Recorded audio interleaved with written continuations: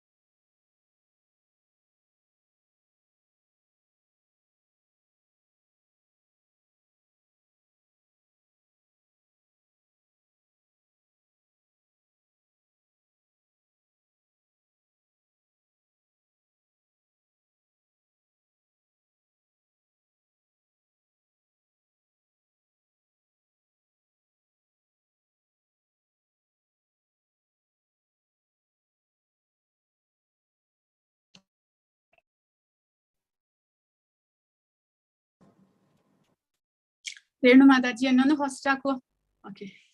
കേട്ടിട്ടുണ്ട് മാതാജി. ഹരേ കൃഷ്ണ. ശരി.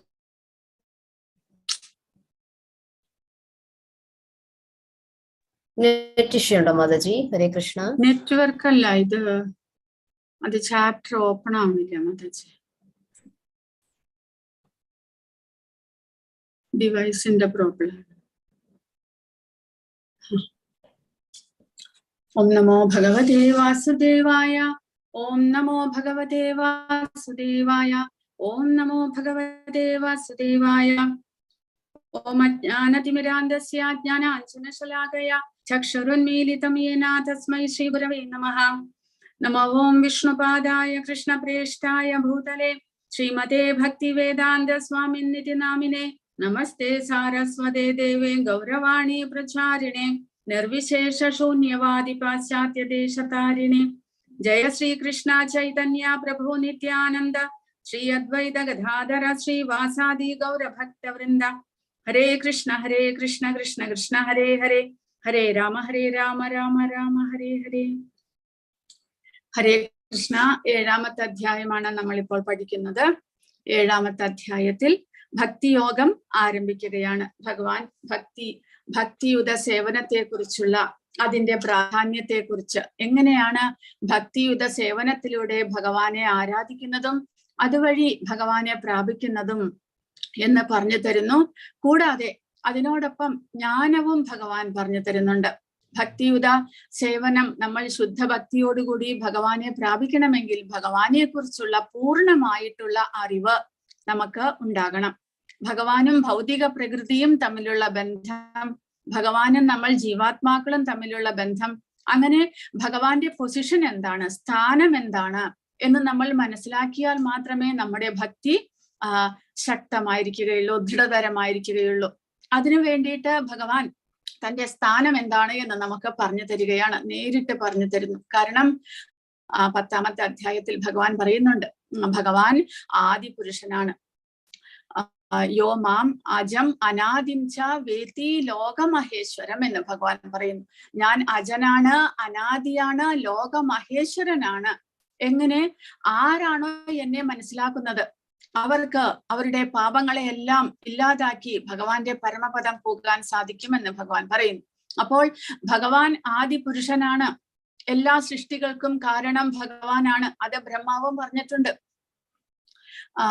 ഈശ്വര പരമകൃഷ്ണ സച്ചിദാനന്ദ വിഗ്രഹ അനാദിരാദിർ ഗോവിന്ദ സർവകാരണ കാരണം.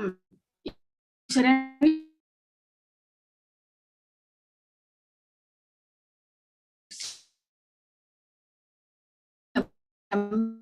പറയുന്നു, ബ്രഹ്മാവാണ്. ബ്രഹ്മാവ് പറയുന്നു, അദ്ദേഹം നേരെ ഈശ്വര പരമഃ കൃഷ്ണ, കൃഷ്ണനാണ് പരമനായിട്ടുള്ള ഈശ്വരൻ. അനാദിഹി, അദ്ദേഹം അനാദിയാണ്, അദ്ദേഹത്തിന് ഒരു തുടക്കമില്ല, അദ്ദേഹമാണ് എല്ലാത്തിന്റെയും തുടക്കം. അനാദിഹി ആദിഹി, കൂടാതെ അദ്ദേഹമാണ് ആദ്യ പുരുഷൻ. ഈ ഭൗതിക പ്രപഞ്ചത്തിൽ ഈ സൃഷ്ടി സ്ഥിതി സംഹാരമെല്ലാം ആരംഭിക്കുന്നതിന് മുൻപ്, ബ്രഹ്മാവ് ജനിക്കുന്നതിന് മുൻപ് ഇവിടെ ഉണ്ടായിട്ടുള്ളത് ഭഗവാൻ മാത്രമാണ്. അനാദിഹി ആദിഹി ഗോവിന്ദ. അദ്ദേഹത്തെ ഗോവിന്ദ എന്ന് വിളിക്കുന്നു. സർവകാരണ കാരണം അദ്ദേഹമാണ്. എല്ലാ കാരണങ്ങൾക്കും, ഈ ഭൗതിക പ്രകൃതിയിൽ എന്തെല്ലാം നടക്കുന്നുണ്ടോ അതിനെല്ലാത്തിനും കാരണം ആ ഭഗവാനാണ്. അങ്ങനെ ഭഗവാനെ നമ്മൾ തത്വത്തിൽ മനസ്സിലാക്കണം, യഥാർത്ഥമായിട്ട് മനസ്സിലാക്കണം. അല്ലാതെ ഭൗതിക പ്രകൃതി എങ്ങനെയോ ഈ പ്രകൃതി ഉണ്ടായി, അതിൽ നമ്മൾ എങ്ങനെയോ ജനിച്ചു, നമ്മൾ ആരൊക്കെയോ ആയി ബന്ധങ്ങൾ സൃഷ്ടിക്കുന്നു, അതിനുശേഷം നമ്മൾ മരിച്ചു പോകുന്നു. അങ്ങനെയല്ല. നമ്മൾ യഥാർത്ഥമായിട്ട് ഈ ഭൗതിക പ്രകൃതി എങ്ങനെ സൃഷ്ടിക്കപ്പെടുന്നു, അതിൽ നമ്മൾ വൈവിധ്യമാർന്നിട്ടുള്ള ജീവജാലങ്ങളെ പ്രകൃതിയിൽ കാണാൻ സാധിക്കും. എന്നാൽ പ്രകൃതിക്ക് ഒരു തുടക്കമില്ല, ഒരു കാരണമില്ല എന്നുണ്ടെങ്കിൽ എന്തുകൊണ്ടാണ് ഭൗതിക പ്രകൃതിയിൽ ഇങ്ങനെ വ്യത്യസ്തമായിട്ടുള്ള ജീവജാലങ്ങളെ കാണുന്നത്? അത് മാത്രമല്ല, ഓരോ ജീവജാലങ്ങൾക്കും ഓരോ പ്രത്യേക തരത്തിലുള്ള സുഖദുഃഖങ്ങൾ അനുഭവിക്കാണ്ട് വരുന്നതിന്റെ കാരണം എന്താണ്? അങ്ങനെയാണ് നമ്മൾ എല്ലാത്തിനെ കുറിച്ചും ചിന്തിക്കുന്നത്. പ്രകൃതിക്ക് ഒരു ഉത്ഭവമില്ല. പ്രകൃതി എങ്ങനെയോ സൃഷ്ടിക്കപ്പെട്ടു, നാച്ചുറലായിട്ട് സൃഷ്ടിക്കപ്പെട്ടു. ആ പ്രകൃതിയിൽ ജീവജാലങ്ങളെല്ലാം തന്നെ സ്വാഭാവികമായിട്ട് നാച്ചുറലായിട്ട് സൃഷ്ടിക്കപ്പെട്ടു. അങ്ങനെയാണെങ്കിൽ എല്ലാ ജീവജാലങ്ങളും വൈവിധ്യമുണ്ടെങ്കിലും എല്ലാ ജീവജാലങ്ങൾക്കും സുഖദുഃഖങ്ങൾ എന്തുകൊണ്ട് ഒരേപോലെ വരുന്നില്ല? മനുഷ്യർ തന്നെ പല സ്ത്രീകളും പുരുഷന്മാരുമായിട്ട് പല വിഭാഗത്തിലുള്ള മനുഷ്യരുണ്ട്, ഇരിക്കട്ടെ. പക്ഷേ അവർക്ക് എന്തുകൊണ്ട് ഓരോരുത്തർക്ക് ഓരോ വിധത്തിലുള്ള സുഖദുഃഖങ്ങൾ, കഷ്ടപ്പാടുകൾ, സന്തോഷങ്ങൾ അനുഭവിക്കേണ്ടതായിട്ട് വരുന്നു? ചിലർ ജനിക്കുമ്പോൾ തന്നെ അന്ധരായിട്ട് ജനിക്കുന്നു, ചിലർ ജനിക്കുമ്പോൾ തന്നെ വേറെ ഏതെങ്കിലും അസുഖങ്ങളായിട്ട് അല്ലെങ്കിൽ ശരീരത്തിന് എന്തെങ്കിലും ന്യൂനതകളായിട്ട് ജനിക്കുന്നു. ചിലർ ജനിക്കുന്നത് ദരിദ്രരായിട്ടാണ്, ചിലർ വളരെയധികം ധനമുള്ളവരുടെ വീട്ടിൽ സുഖ സൗകര്യങ്ങളോടുകൂടി ജനിക്കുന്നു, ചിലർ അരൂപത്തോടുകൂടി ജനിക്കുന്നു, ചിലർ സുന്ദരന്മാരായിട്ട് ജനിക്കുന്നു. ഇതിനുള്ള കാരണം എന്തായിരിക്കും? അപ്പോൾ ഒന്നിനും ഒരു തുടക്കമില്ല, എല്ലാം സ്വാഭാവികമായിട്ട് ഉണ്ടായിരിക്കുന്നതാണ് എന്നുണ്ടെങ്കിൽ ഇതിനെല്ലാത്തിനും റീസൺ എന്താണ് എന്ന് നമ്മൾ മനസ്സിലാക്കണം. അപ്പോൾ പക്ഷേ ഭഗവത്ഗീത ഇതുപോലുള്ള ആധ്യാത്മിക ഗ്രന്ഥങ്ങൾ പറയുന്നത് എല്ലാത്തിനും ഒരു തുടക്കമുണ്ട്. ഭഗവാനാണ് എല്ലാത്തിനും ഉത്ഭവസ്ഥാനം. ഭൗതിക പ്രകൃതി ഭഗവാന്റെ ഇച്ഛയാൽ സൃഷ്ടിക്കപ്പെടുന്നു. അതിൽ ജീവജാലങ്ങൾ അവരുടെ മുൻജന്മത്തിലെ കർമ്മഫലങ്ങൾക്കനുസരിച്ച്, അവരുടെ ആഗ്രഹങ്ങൾക്കനുസരിച്ച് അവർക്ക് പ്രത്യേകമായ ശരീരം ലഭിക്കുന്നു. ഇതെല്ലാം തന്നെ ഭഗവത്ഗീതയിലൂടെയും ഭാഗവതത്തിലൂടെയും മറ്റുള്ള ആധ്യാത്മിക ഗ്രന്ഥത്തിലൂടെയും നമുക്ക് മനസ്സിലാക്കാൻ സാധിക്കും. അങ്ങനെ സയന്റിഫിക് ആയിട്ടുള്ള യഥാർത്ഥമായിട്ടുള്ള ഒരു പ്രപഞ്ചത്തെ കുറിച്ച് നമുക്ക് ലഭിക്കുന്നു, അല്ലാർക്കുമ്പോൾ ഉണ്ടാകുന്നതല്ല എന്ന് നമ്മൾ മനസ്സിലാക്കണം. അപ്പോൾ അങ്ങനെ ഭഗവാനും ഈ ഭൗതിക പ്രകൃതിയും നമ്മൾ ജീവജാലങ്ങളും തമ്മിലുള്ള ബന്ധത്തെ കുറിച്ച് നമ്മൾ മനസ്സിലാക്കി വരുമ്പോൾ ആ ഭഗവാനെ ആരാധിക്കുന്നതാണ് ശ്രേഷ്ഠമായിട്ടുള്ളത്. അദ്ദേഹത്തിലൂടെ മാത്രമേ നമുക്ക് ഈ ക്ലേശങ്ങളിൽ നിന്ന്, ദുരിതങ്ങളിൽ നിന്ന് മോചനം ലഭിക്കുകയുള്ളൂ എന്ന് മനസ്സിലാക്കാൻ സാധിക്കുന്നു. അങ്ങനെ ഭഗവാനെ നമ്മൾ തത്വത്തിൽ പൂർണ്ണമായിട്ട് മനസ്സിലാക്കണം. ഭഗവാന്റെ ശക്തി എന്താണ്, ഭഗവാന്റെ സ്ഥാനം എന്താണ്, എല്ലാം മനസ്സിലാക്കി കഴിഞ്ഞാൽ അതിലൂടെ നമുക്ക് നമ്മുടെ പാപകർമ്മങ്ങളെ ഇല്ലാതാക്കാനും ഭഗവാനെ ആരാധിക്കാനും സാധിക്കുന്നു. അതുകൊണ്ട് ഈ 7-ാമത്തെ അധ്യായം മുതൽക്ക് ഭഗവാൻ തന്നെ കുറിച്ച് വിവരിക്കുന്നു. കൂടാതെ എങ്ങനെ ഭഗവാന്റെ ഭക്തനായിട്ട് തീരാൻ സാധിക്കും, ഭൗതിക പ്രകൃതിയിൽ ഭഗവാന്റെ ശക്തികൾ ഏതെല്ലാം വിധത്തിൽ വിസ്തരിച്ച് വിന്യസിച്ചിരിക്കുന്നു എന്നുള്ള കാര്യങ്ങളും എല്ലാം ഭഗവാൻ പറയുകയാണ്. അങ്ങനെ അത് ഭഗവാനെ കുറിച്ച് അപ്പോൾ നമ്മൾ എങ്ങനെ മനസ്സിലാക്കണം? ശ്രവണത്തിലൂടെ, കേൾവിയിലൂടെ കേട്ട് മനസ്സിലാക്കുക. അതാണ് ഏറ്റവും ഉത്തമമായിട്ടുള്ള സ്രോതസ്. അതായത് ഭഗവാനെ നമ്മൾ നമ്മുടെ ഭൗതിക ഇന്ദ്രിയങ്ങളാൽ നമുക്ക് സ്വയം പഠിച്ച് മനസ്സിലാക്കാൻ സാധ്യമല്ല. കാരണം ഒരു ഭക്തനിലൂടെ, ഭഗവാന്റെ ശിഷ്യ പരമ്പരയിലൂടെ വരുന്ന ഒരു ഭക്തനിലൂടെ മാത്രമേ നമുക്ക് ഭഗവാനെ കുറിച്ചുള്ള അറിവ് യഥാർത്ഥമായിട്ട് സത്യസന്ധമായിട്ട് മനസ്സിലാക്കാനായിട്ട് സാധിക്കുകയുള്ളൂ. അതുകൊണ്ടാണ് ഒരു ഗുരുവിൽ നിന്ന് കേട്ട് മനസ്സിലാക്കണം എന്ന് പറയുന്നത്.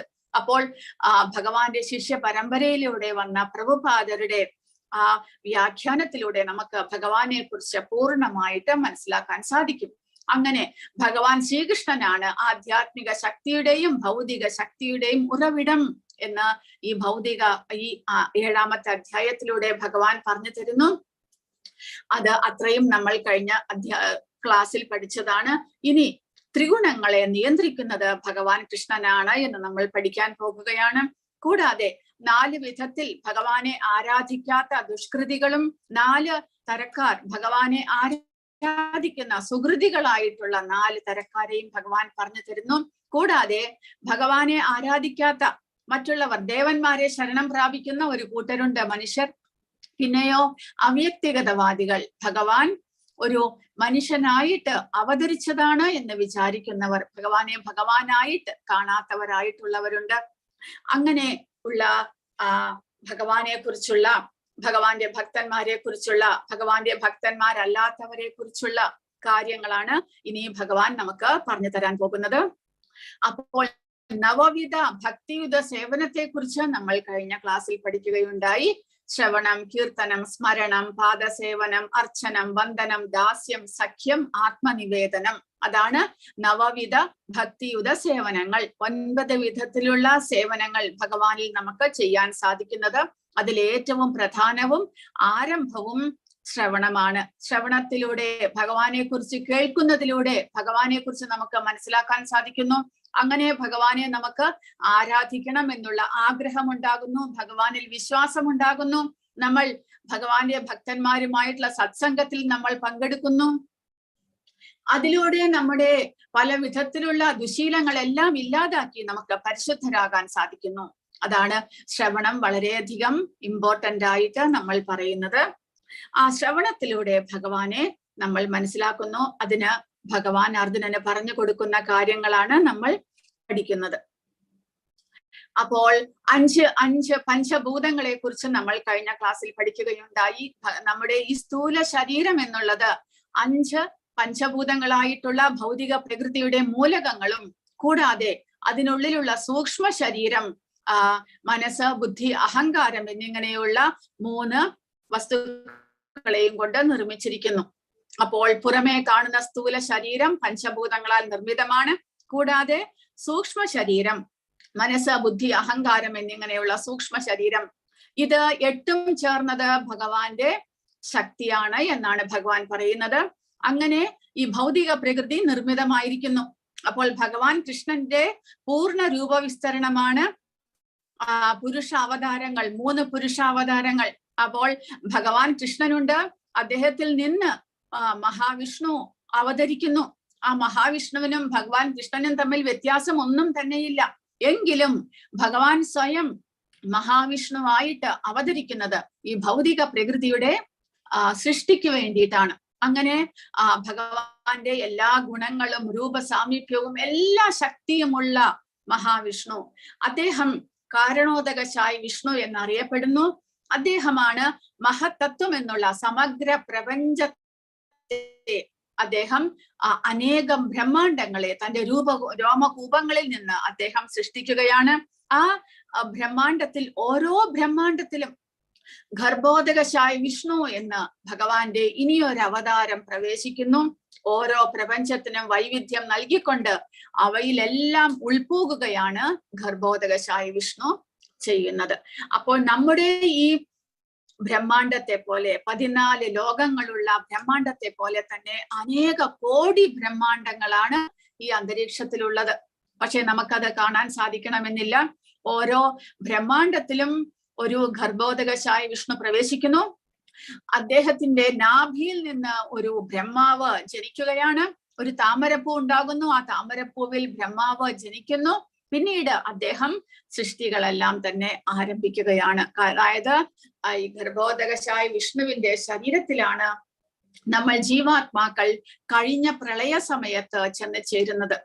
സൃഷ്ടി ആരംഭിക്കുമ്പോൾ ഭഗവാന്റെ ശരീരത്തിൽ നിന്ന് ജീവാത്മാക്കളെല്ലാം തന്നെ പുറത്തേക്ക് വരികയും ഭൗതിക പ്രകൃതിയുടെ ശക്തിയാൽ നമ്മുടെ കർമ്മഫലം അനുസരിച്ച് നമുക്ക് അനുഭവിക്കാനുള്ളതും ആഗ്രഹം തീർക്കാനുള്ളതും എല്ലാം എന്തെല്ലാം ഉണ്ടോ അതിനനുസരിച്ചുള്ള പ്രത്യേക ശരീരങ്ങൾ, മനുഷ്യനായിട്ട്, ദേവന്മാരായിട്ട്, മൃഗങ്ങളായിട്ട്, പക്ഷികളായിട്ട്, അങ്ങനെ പല വിധത്തിലുള്ള ജീവജാലങ്ങളായിട്ട് നമുക്ക് ഓരോരുത്തർക്കും പ്രത്യേക ശരീരം ലഭിക്കുകയാണ്.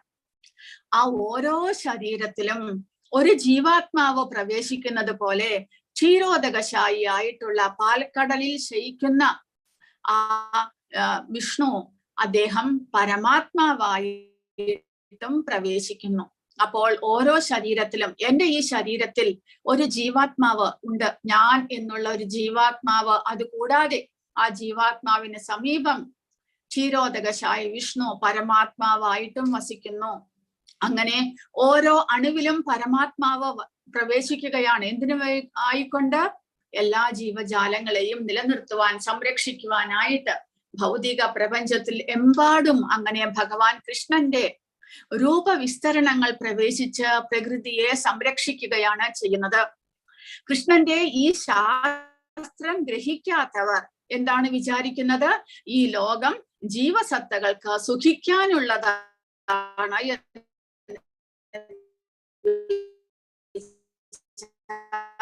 വിചാരിക്കുന്നു.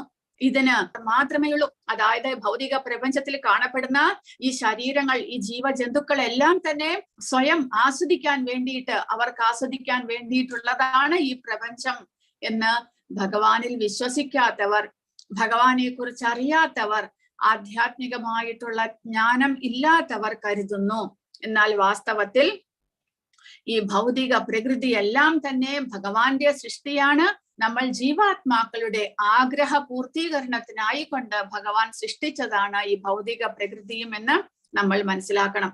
അപ്പോൾ പ്രപഞ്ച സൃഷ്ടിക്ക് വേണ്ടിയിട്ട് പ്രകൃതി പ്രകൃതി രൂപം കൊള്ളുകയാണ്. അത് ക്ഷണികമാണ്. കൂടാതെ സകല പ്രവർത്തനങ്ങളും ഈ 3 പുരുഷ അവതാരങ്ങളുടെ, വിഷ്ണുമൂർത്തികളുടെ ആഭിമുഖ്യത്തിലാണ് നടക്കുന്നത്. ഭഗവാന്റെ ഭിന്ന ശക്തികളാണ് ഇവയെല്ലാം എന്ന് മനസ്സിലാക്കണം. അതായത് പ്രകൃതി എന്നുള്ളത് ഭഗവാന്റെ അധമശക്തി, 5 പഞ്ചമഹാഭൂതങ്ങളും 3 സൂക്ഷ്മ ഘടകങ്ങളും ചേരുന്ന ഭഗവാന്റെ അധമശക്തിയാണ് ഭൗതിക പ്രകൃതി. നമ്മൾ ജീവാത്മാക്കളാണെങ്കിലോ ഭഗവാന്റെ ഉയർന്ന ശക്തിയാണ്. ഭഗവാന്റെ ഏറ്റവും ഉയർന്ന ശക്തിയാണ് ഭഗവാന്റെ അന്തരംഗ ശക്തി. ആ അന്തരംഗ ശക്തിയാലാണ് ഭഗവാൻ പ്രകടമാകുന്നത്. ഭഗവാൻ ഓരോ തവണയും ഓരോ അവതാരം എടുക്കുമ്പോഴെല്ലാം തന്നെ അദ്ദേഹം അവതരിക്കുന്നത് തന്റെ അന്തരംഗ ശക്തിയാലാണ്, അതായത് തന്റെ സ്പിരിച്വൽ എനർജിയോട് കൂടി. നമ്മൾ ജീവാത്മാക്കളാണെങ്കിലോ ഭഗവാന്റെ തടസ്ഥ ശക്തി എന്ന് പറയുന്നു. ഭഗവത് അംശമായിട്ടുള്ള ഭഗവാന്റെ തന്നെ ഇനിയൊരു ശക്തിയാണ്, ഊർജമാണ് നമ്മൾ ജീവാത്മാക്കൾ. ഭൗതിക പ്രകൃതിയാണെങ്കിൽ ബഹിരംഗ ശക്തി, ഏറ്റവും താഴ്ന്ന ഊർജമാണ് ഭൗതിക പ്രകൃതി. അത് ഭൗതിക ലോകമായിട്ട്, ഭഗവാന്റെ ആ താഴ്ന്ന എനർജി ഭൗതിക ലോകമായിട്ട് പ്രകടമാകുന്നു. സ്ഥൂലവും സൂക്ഷ്മവുമായിട്ടുള്ള 2 വിധത്തിലുള്ള മൂലകങ്ങളായിട്ട് അത് മാറ്റപ്പെടുകയാണ്. അപ്പോൾ ജീവാത്മാവ് ബദ്ധാവസ്ഥയിൽ, അതായത് ശരീരബോധത്തിലുള്ളപ്പോൾ ഭൗതിക ലോകത്തെ ചൂഷണം ചെയ്ത് ജീവിക്കുന്നു. എന്നാൽ ആത്മീയമായിട്ട് ഉയരുവാൻ പരിശ്രമിക്കുമ്പോൾ ആ മുക്തിയിലേക്ക്, ആധ്യാത്മിക ജ്ഞാനം കൈക്കൊണ്ട് മുക്തിയിലേക്ക് ഉയരുവാനായിട്ട് ജീവാത്മാവിന് സാധിക്കുന്നു. അപ്പോൾ ജീവാത്മാവ് ഭഗവാന്റെ അന്തരംഗ ശക്തിയുടെയും ബഹിരംഗ ശക്തിയുടെയും മധ്യത്തിലാണ് ജീവാത്മാവിന്റെ സ്ഥാനം. അതായത് ജീവാത്മാവിന് ഒരു ചോയ്സ്, ഒരു സ്വാതന്ത്ര്യം ഭഗവാൻ തന്നിട്ടുണ്ട്. ഒന്നുകിൽ ആ ഭൗതിക പ്രകൃതിയിൽ പ്രവേശിച്ച് ശരീരബോധത്തിൽ ഭൗതിക പ്രകൃതിയെ ചൂഷണം ചെയ്ത് അല്ലെങ്കിൽ ആസ്വദിക്കാനായിട്ട് പരിശ്രമിക്കാം. അല്ലെങ്കിലോ ഭഗവാന്റെ ഉന്നതമായ ഇനിയൊരു ശക്തി, അന്തരംഗ ശക്തി, ആ അന്തരംഗ ശക്തിയുടെ കീഴിൽ ഭഗവാനെ ആരാധിച്ച് ആ അന്തരംഗ ശക്തിയുടെ കീഴിൽ പ്രവേശിച്ച് ഭഗവാന്റെ ധാമത്തെ പോകാം. ഏത് 2 വഴി, ഏത് വഴി വേണമെങ്കിലും തിരഞ്ഞെടുക്കാനുള്ള സ്വാതന്ത്ര്യം ഭഗവാൻ ജീവാത്മാക്കൾക്ക് തന്നിരിക്കുന്നു. അതുകൊണ്ട് ജീവാത്മാക്കൾ ഭഗവാന്റെ 2 ശക്തിയുടെയും മധ്യത്തിലാണ് ജീവാത്മാക്കൾ എന്നാണ് പറയപ്പെടുന്നത്. ഇനി ഭഗവാൻ പറഞ്ഞത് മത്ത പരതരം നാന്യത് കിഞ്ചിദസ്തി ധനഞ്ജയ മയി സർവമിതം പ്രോതം സൂത്രേ മണിഗണ ഇവ. ഭഗവാനേക്കാൾ ശ്രേഷ്ഠമായ ഒരു സത്യമില്ല, മുത്തുകൾ നൂലിന്മേൽ എന്ന പോലെ സർവവും ഭഗവാനിൽ ഇണക്കി കോർക്കപ്പെട്ടിരിക്കുന്നു. ആധ്യാത്മിക ലോകമാകട്ടെ ഭൗതിക ലോകമാകട്ടെ എല്ലാം തന്നെ ഭഗവാന്റെ എനർജിയിൽ, ശക്തിയിൽ, ഊർജത്തിലാണ് പ്രവർത്തിക്കുന്നത്. ഭഗവാനുമായിട്ട് എല്ലാം തന്നെ ബന്ധപ്പെട്ട് കിടക്കുന്നു.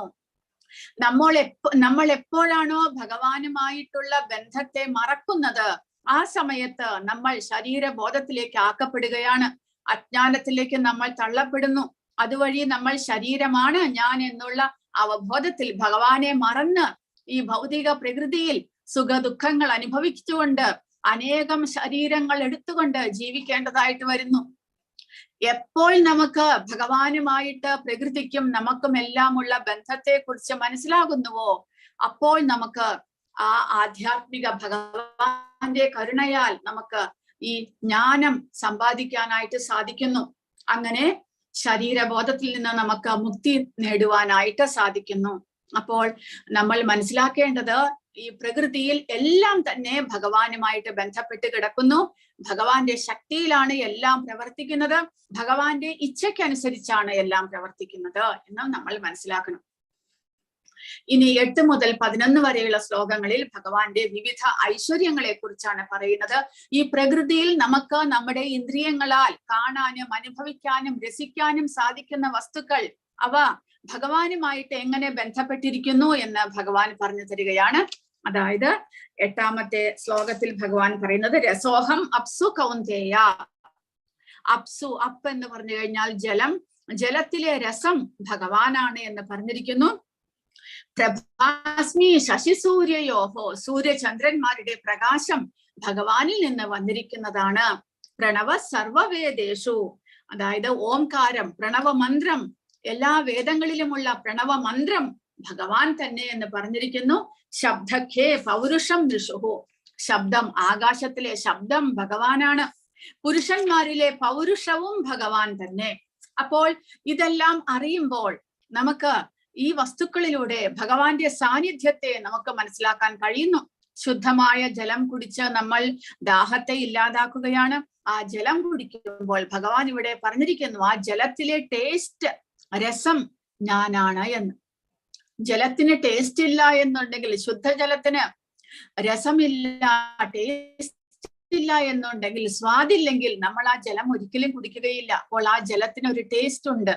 ആ ജലത്തിലെ സ്വാദ് ഭഗവാനാണ് എന്ന് മനസ്സിലാക്കുക. സൂര്യചന്ദ്രന്മാരുടെ പ്രകാശം ഭഗവാനിൽ നിന്ന് വന്നിരിക്കുന്നു എന്ന് മനസ്സിലാക്കുക.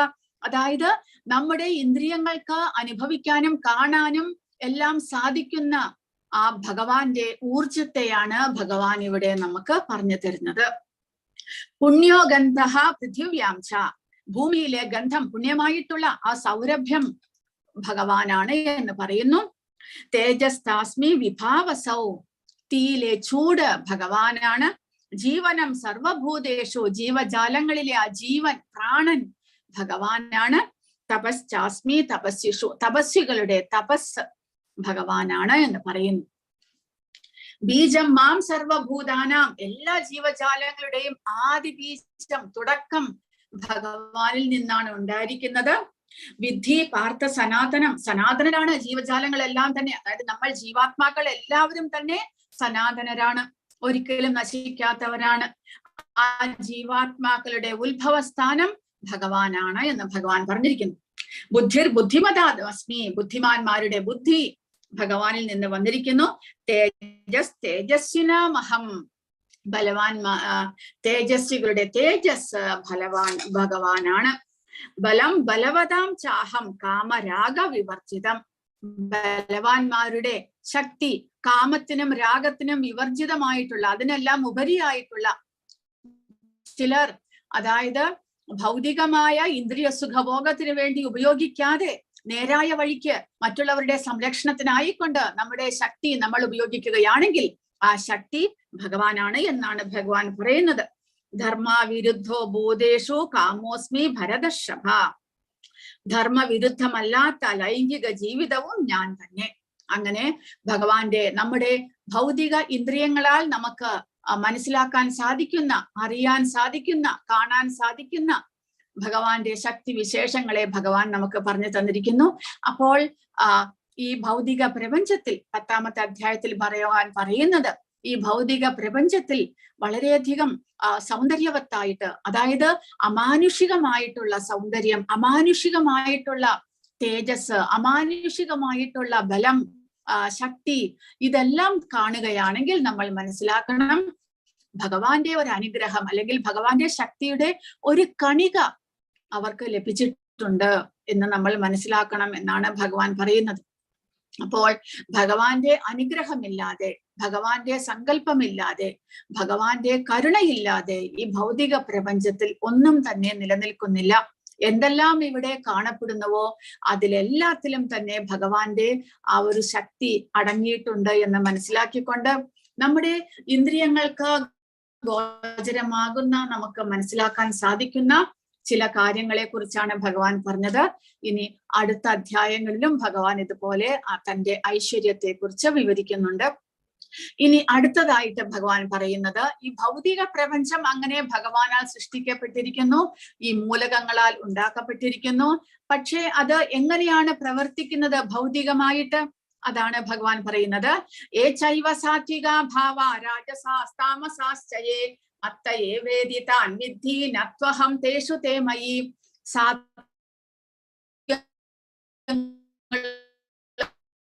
രാജസങ്ങളും താമസങ്ങളും ഒരർത്ഥത്തിൽ അവയെല്ലാം ഞാൻ തന്നെ, എങ്കിലും ഞാൻ അവയ്ക്ക്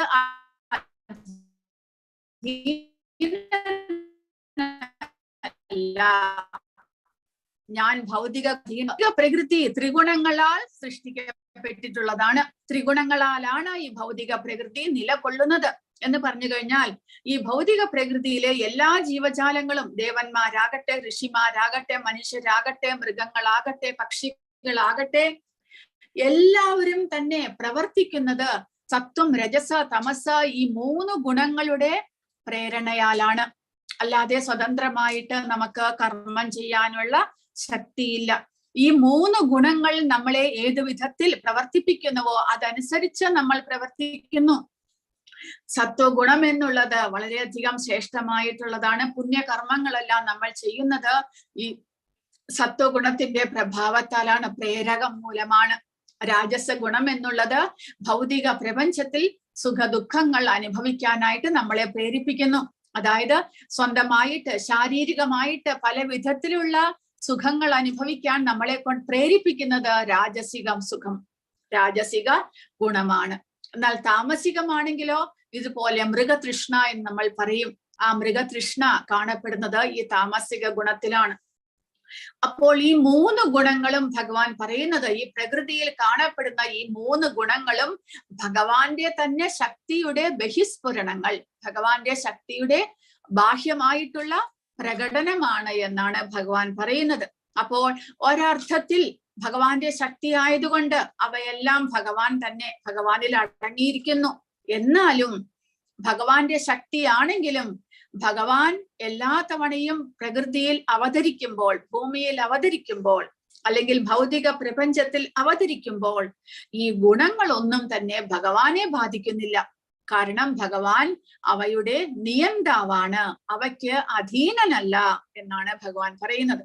ഭഗവാന്റെ ശക്തിയാണെങ്കിലും ഭഗവാൻ ആ ഗുണങ്ങളെ നിയന്ത്രിക്കുന്നു. അതുകൊണ്ടാണ് ഭഗവാനെ നിർഗുണൻ എന്ന് വിളിക്കുന്നത്.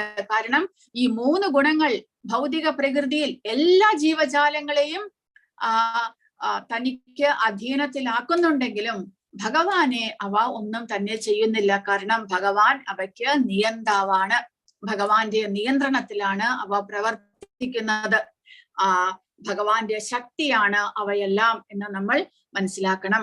കൃഷ്ണൻ ത്രിഗുണങ്ങളുടെ ഉത്ഭവമാണ്, ഗുണങ്ങൾക്ക് അധീനനല്ല. അതിനാൽ ഭഗവാൻ നിർഗുണനാണ്. ഈ ഗുണങ്ങൾ ഭഗവാനെ ബാധിക്കുന്നില്ല. പ്രപഞ്ചത്തിലെ ഭൗതിക പ്രവർത്തനങ്ങളെല്ലാം പ്രകൃതിയുടെ ത്രിഗുണങ്ങൾക്കനുസരിച്ചാണ് നടക്കുന്നത്.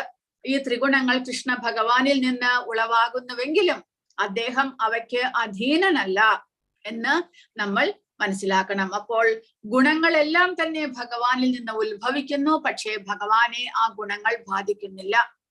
അപ്പോൾ അങ്ങനെ വരുമ്പോൾ ഭഗവാൻ അടുത്ത ശ്ലോകത്തിൽ പറയുന്നത്, ഈ പ്രകൃതിയിൽ നമ്മൾ ഈ സുഖദുഃഖങ്ങൾ അനുഭവിക്കാനുള്ള കാരണം ഈ ഗുണങ്ങളാണ്. ഗുണങ്ങൾ നമ്മളെ കൊണ്ട്, നമ്മൾ അജ്ഞാനത്തിലായതുകൊണ്ട് പ്രകൃതിയെക്കുറിച്ചും നമ്മളെക്കുറിച്ചും ഭഗവാനെക്കുറിച്ചും എല്ലാമുള്ള ശരിയായിട്ടുള്ള വിവരം അറിവില്ലാത്തത് കൊണ്ട് ഈ ഗുണങ്ങളുടെ പ്രഭാവത്താൽ നിയന്ത്രണത്താൽ നമ്മൾ പല വിധത്തിലും പ്രവർത്തിക്കുന്നു. എന്നിട്ട് ആ പ്രവർത്തനങ്ങളുടെ കർമ്മത്തിന്റെ ഫലം നമ്മൾ സുഖദുഃഖങ്ങളായിട്ട് അനുഭവിക്കുന്നു. ആ സുഖദുഃഖങ്ങൾ അനുഭവിക്കാനായിട്ട് വീണ്ടും വീണ്ടും പുനർജന്മം നമുക്ക് ലഭിക്കുന്നു. അങ്ങനെ നമ്മൾ ഓരോ തവണയും നമ്മുടെ കർമ്മത്തിന്റെ ഫലമനുസരിച്ച് ചിലപ്പോൾ മനുഷ്യരാകും, ചിലപ്പോൾ മൃഗങ്ങളാകും, ചിലപ്പോൾ പക്ഷികളാകും. അതായത് ഈ കർമ്മഫലം അനുഭവിക്കാൻ വേണ്ടിയിട്ട്. അതുകൊണ്ട് ഭഗവാൻ ഇവിടെ പറയുന്നു, ഈ ഗുണങ്ങളാണ് എല്ലാത്തിനും കാരണം. ആ ഗുണങ്ങളാണെങ്കിലോ ഭഗവാന്റെ ശക്തിയാണ്. അപ്പോൾ നമുക്ക് ഈ ഗുണങ്ങളെ മറികടക്കാൻ സാധിക്കണമെന്നുണ്ടെങ്കിൽ, കാരണം ഗുണങ്ങളാണ് നമ്മളെ പ്രവർത്തിക്കാൻ പ്രേരിപ്പിക്കുന്നത്. അപ്പോൾ ആ ഗുണങ്ങളെ ഇല്ലാതാക്കി കഴിഞ്ഞാൽ പിന്നീട് ഒരിക്കലും നമുക്ക് ഇവിടെ ഒരു പുനർജന്മം ഉണ്ടാകുകയില്ല. അതിനെന്ത് വേണം? ഭഗവാന്റെ ശക്തി ആയതുകൊണ്ട് ഭഗവാനെ ശരണാഗതരാകുക. വളരെ എളുപ്പമാണ് കാര്യം എന്നാണ് ഭഗവാൻ പറയുന്നത്. ത്രിഭിർഗുണമയൈർ ഭാവൈരേഭിഹി സർവമിദം ജഗത് മോഹിത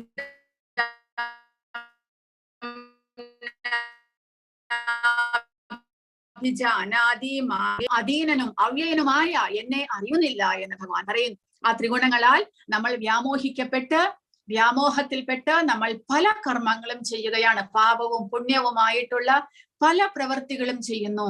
ആ പ്രവർത്തികളുടെ അനുഭവം അല്ലെങ്കിൽ ഫലം സുഖദുഃഖങ്ങളായിട്ട് നമ്മൾ അനുഭവിക്കേണ്ടതായിട്ട് വരുന്നു. അങ്ങനെ വ്യാമോഹത്തിൽപ്പെട്ട് നമ്മൾ ജീവിക്കുന്നത് കൊണ്ട് എല്ലാത്തിനും അധിപതിയായിട്ടുള്ള, ഈ ഗുണങ്ങൾക്കും കൂടെ അധിപതിയായിട്ടുള്ള ഭഗവാനെ നമുക്ക് മനസ്സിലാക്കാൻ സാധിക്കുന്നില്ല. ഭഗവാൻ കൃഷ്ണനും ഈ പ്രകൃതിയുമായിട്ടുള്ള ബന്ധത്തെ നമുക്ക് മനസ്സിലാക്കാൻ സാധിക്കുന്നില്ല. അതുമൂലം ഭഗവാനെ നമ്മൾ ഒഴിവാക്കുന്നു. കാരണം ഭഗവാനാണ് എല്ലാത്തിനും ഉത്ഭവസ്ഥാനമെങ്കിലും ഭഗവാനെ നമ്മൾ തത്വത്തിൽ മനസ്സിലാക്കുകയോ അദ്ദേഹത്തിന്റെ അധീനത്തിലാണ് ഈ പ്രകൃതി പ്രവർത്തിക്കുന്നത് എന്ന് ചിന്തിക്കുകയോ ചെയ്യാതെ നമ്മൾ ഭഗവാനും നമ്മളുമായിട്ടുള്ള ബന്ധത്തെ മറക്കുന്നു. അങ്ങനെ അജ്ഞാനം മൂലമാണ് നമ്മൾ ഈ ഗുണങ്ങൾക്ക് വശംവദരായ പ്രവർത്തനം. ഭഗവാൻ അതിൽ നിന്ന്, ആ ഗുണങ്ങളിൽ നിന്ന് മോചിതരാകാനുള്ള വഴിയാണ് ഇനി അടുത്ത് പറയുന്നത്. ജീവാത്മാക്കൾ അനേക വിധത്തിലുണ്ട്. മനുഷ്യർ, ദേവന്മാർ, മൃഗങ്ങൾ എന്നിങ്ങനെ അവയിൽ ഓരോന്നും ഭൗതിക പ്രകൃതിക്ക് അധീനരാണ്. അതീന്ദ്രിയനായ ഭഗവാനെ മറന്നുപോയവരാണ് നമ്മളെല്ലാം എന്നാണ് പറയുന്നത്. ഭൗതിക പ്രകൃതിയുടെ ത്രിഗുണങ്ങളിൽ അകപ്പെട്ടു പോവുകയാൽ ഇവയ്ക്കെല്ലാം പിന്നിൽ നിൽക്കുന്ന പരമപുരുഷനെ നാം മറന്നു പോകുന്നു. അതുകൊണ്ടാണ് ത്രിഗുണങ്ങളാൽ വ്യാമോഹിതരായവർ ഭൗതിക പശ്ചാത്തലത്തിന് പിന്നിലുള്ള തന്നെ ഭഗവാനെ അറിയുന്നില്ല എന്ന് ഭഗവാൻ പറയുന്നത്. അതായത് ഈ 3 ഗുണങ്ങൾ നമ്മളെ പല വിധത്തിലും വ്യാമോഹിപ്പിക്കുന്നു. ആ വ്യാമോഹത്തിൽപ്പെട്ട് നമ്മൾ ഈ കർമ്മം ചെയ്യുന്നതിൽ തന്നെ വ്യാപൃതരാകുകയാണ്. അങ്ങനെ അതിന്റെ എല്ലാം അധീശനായിട്ടുള്ള ഭഗവാനെ നമ്മൾ മറന്നു പോകുന്നു എന്നാണ് പറയുന്നത്. അങ്ങനെ ആ ഗുണങ്ങളെ അതിജീവിക്കണമെങ്കിൽ നമ്മൾ ഭഗവാന് ശരണാഗതരാകണം എന്ന് ഭഗവാൻ പറയുകയാണ്. ദേവീഹേഷ ഗുണമയീ മമ മായാ ദുരത്യയ മാമേവയേ പ്രപദ്യന്തേ മായാമേതാം തരന്തിതേ. 3 പ്രകൃതി ഗുണങ്ങളടങ്ങിയ എന്റെ ദിവ്യ ശക്തിയെ അതിജീവിക്കുക എളുപ്പമല്ല. എന്നാൽ എനിക്കായി സ്വയം സമർപ്പിക്കുന്നവർക്ക് അത് നിഷ്പ്രയാസം സാധിക്കും. ഭഗവാൻ ഇവിടെ കാണിച്ചിരിക്കുന്നു. നമ്മുടെ ഭൗതിക പ്രപഞ്ചത്തെ ഒരു ഭവസാഗരമായിട്ട്, ഒരു സാഗരമായിട്ട് കണക്കാക്കുകയാണെങ്കിൽ ആ ഭവസാഗരത്തിൽ വീണു പോയിട്ടുള്ള നമ്മൾ ജീവാത്മാക്കളെ രക്ഷിക്കുവാനായിട്ട് ഭഗവാന് മാത്രമേ സാധിക്കുകയുള്ളൂ എന്ന് ഭഗവാൻ ഇവിടെ കാണിക്കുകയാണ്. നമ്മൾ ഭഗവാന് ശരണാഗതരായി കഴിഞ്ഞാൽ ഭഗവാൻ സ്വയം നമ്മളെ ഗരുഡന്റെ പുറത്തേറി വന്ന് രക്ഷിക്കും. ഇത് 12ാമത്തെ അധ്യായത്തിൽ ഭഗവാൻ പറയുന്നുണ്ട്. അപ്പോൾ ഈ ഗുണങ്ങളെ മറികടക്കണമെങ്കിലുള്ള എളുപ്പ വഴി ആ ഭഗവാന് തന്നെ ശരണാഗതനാകുക. കാരണം ദേവി ഹേഷ ഗുണമയി മമ മായ ദുരത്യയ, എന്റെ മായയാണ്, എന്റെ ശക്തിയാണ് ഈ 3 ഗുണങ്ങൾ അടങ്ങുന്ന ഭൗതിക പ്രകൃതി. അവയെ മറികടക്കുക, ദുരത്യയ, ഒരിക്കലും മറികടക്കാൻ സാധിക്കാത്ത ദുഷ്കരമായിട്ടുള്ള ഒരു അവസ്ഥയാണ് ഈ ഭൗതിക പ്രകൃതിയിലെ ഗുണങ്ങൾ. പക്ഷേ മാം ഏവയെ പ്രപദ്യന്തേ, ഭഗവാനെ നമ്മൾ ശരണാഗതരായി കഴിഞ്ഞാൽ മായാമേതാം തരന്തിതേ, ഈ മായയെ മറികടക്കാം എന്നാണ് ഭഗവാൻ പറയുന്നത്. ഗുണങ്ങളിൽ നിന്ന് എങ്ങനെ സ്വതന്ത്രമാകാം എന്ന് കൃഷ്ണൻ വിശദീകരിക്കുകയാണ്. നമ്മൾ നിത്യബദ്ധർ എന്ന് പറയുന്നതിന്റെ അർത്ഥം അതാണ്. നമ്മളെ ജീവാത്മാക്കളെ നിത്യബദ്ധർ എന്ന് പറയുന്നു. അതായത് ഒരിക്കലും ഈ ഭൗതിക പ്രകൃതിയിൽ നിന്ന് മോചനം നേടാൻ സാധിക്കാത്തവരായതുകൊണ്ട് നമ്മളെ നിത്യബദ്ധർ എന്ന് പറയുന്നു. കാരണം ഈ ഗുണങ്ങളെ ഭഗവാന്റെ മായയെ മറികടക്കുക എളുപ്പമല്ല. അതുകൊണ്ട് നമ്മൾ കർമ്മം ചെയ്ത് എത്രമാത്രം നമ്മൾ പരിശ്രമിച്ചാലും ഈ മായ ദുരത്യയ മറികടക്കാൻ പ്രയാസമുള്ളതാണ്. കാരണം നമുക്ക് ഈ മായയുടെ പിടിയിൽപ്പെട്ട് നമ്മൾ ഒരിക്കലും ഭഗവാന് ശരണാഗതരാകുന്നില്ല. ശരണാഗതരാകുക എന്ന് പറഞ്ഞാൽ സർവസ്വവും നമ്മളെ തന്നെയും ഭഗവാന് സമർപ്പിക്കണം. ഭഗവാന് നമ്മൾ മാത്രമേ ബന്ധമുള്ളൂ എന്ന് മനസ്സിലാക്കിക്കൊണ്ട് സർവസ്വവും ഭഗവാന് സമർപ്പിക്കുക. ആ ഒരവസ്ഥയിലേക്ക് നമുക്ക് ഉയരാൻ ബുദ്ധിമുട്ടാണ്. കാരണം വ്യാമോഹം, ഭഗവാന്റെ ഈ ഭൗതിക പ്രകൃതിയുടെ മായ നമ്മളെ പല വിധത്തിലും നമ്മളെ വലയ്ക്കുന്നു. അതുകൊണ്ട് നമ്മൾ നിത്യബദ്ധരാണ്. അനേക കോടി ജന്മങ്ങളായിട്ട് നമ്മൾ ഇവിടെ പല ശരീരങ്ങൾ എടുത്തുകൊണ്ട് ജീവിക്കുകയാണ്, ഇവിടെ നിന്ന് മോചനം ലഭിക്കാതെ. അതാണ് മായയുടെ പിടിയിൽ നമ്മൾ ബന്ധിക്കപ്പെട്ടിരിക്കുന്നത് കൊണ്ട് നമ്മളെ നിത്യബദ്ധർ എന്ന് വിളിക്കുന്നു. എന്നാൽ ദിവ്യശക്തിയാണ് എന്ന് ഭഗവാൻ പറയുന്നതിന്റെ കാരണം ദൈവിക ബന്ധവും ദൈവിക ഇച്ഛാശക്തിയുടെ ചലനവും കാരണമാണ് ഈ ഭൗതിക പ്രകൃതിയെ ദൈവീഹേഷ ഗുണമയി, ദൈവിക ശക്തി എന്ന് വിളിക്കുന്നത്. അത് കൂടാതെ പ്രഭുപാദ പറയുന്നത് ഈ ഗുണം എന്നുള്ള വാക്കിന് കയർ എന്നും അർത്ഥമുണ്ട്. ഒരു കയർ കൊണ്ട് നമ്മുടെ കൈകാലുകൾ കെട്ടിയിട്ട് കഴിഞ്ഞാൽ നമുക്ക് സ്വയം അതിൽ നിന്ന് മോചനം നേടുവാൻ സാധ്യമല്ല. അതുകൊണ്ട് ഇവിടെ പറയുന്നത് ഭഗവാൻ കൃഷ്ണനെയോ അല്ലെങ്കിൽ കൃഷ്ണനെ പ്രതിനിധീകരിക്കുന്ന ഒരു ഭക്തനെയോ ഗുരുവിനെയോ നമ്മൾ ശരണാഗതരായി കഴിഞ്ഞാൽ അവർക്ക് നമ്മളെ ഈ ഗുണത്തിന്റെ പിടിയിൽ നിന്ന് മോചിപ്പിക്കാൻ സാധിക്കും. അതുകൊണ്ട് ആ ഭഗവാന്റെ ആ ശക്തിയെ, മായാശക്തിയിൽ നിന്ന് മോചിതരാകണമെങ്കിൽ ഒന്നുകിൽ ഭഗവാന് ശരണാഗതരാകുക, അല്ലെങ്കിൽ ഭഗവാന്റെ ശുദ്ധഭക്തനായിട്ടുള്ള ഒരു ആചാര്യന്, ഗുരുവിന് ശരണാഗതരാകുക. അങ്ങനെ മാമേവയെ പ്രപദ്യന്തേ, കൃഷ്ണനിൽ മാത്രം ശരണാഗതനായാൽ മാത്രമേ ഇതിൽ നിന്ന് മോചനം നേടുവാൻ സാധിക്കുകയുള്ളൂ എന്നാണ് ഭഗവാൻ പറയുന്നത്.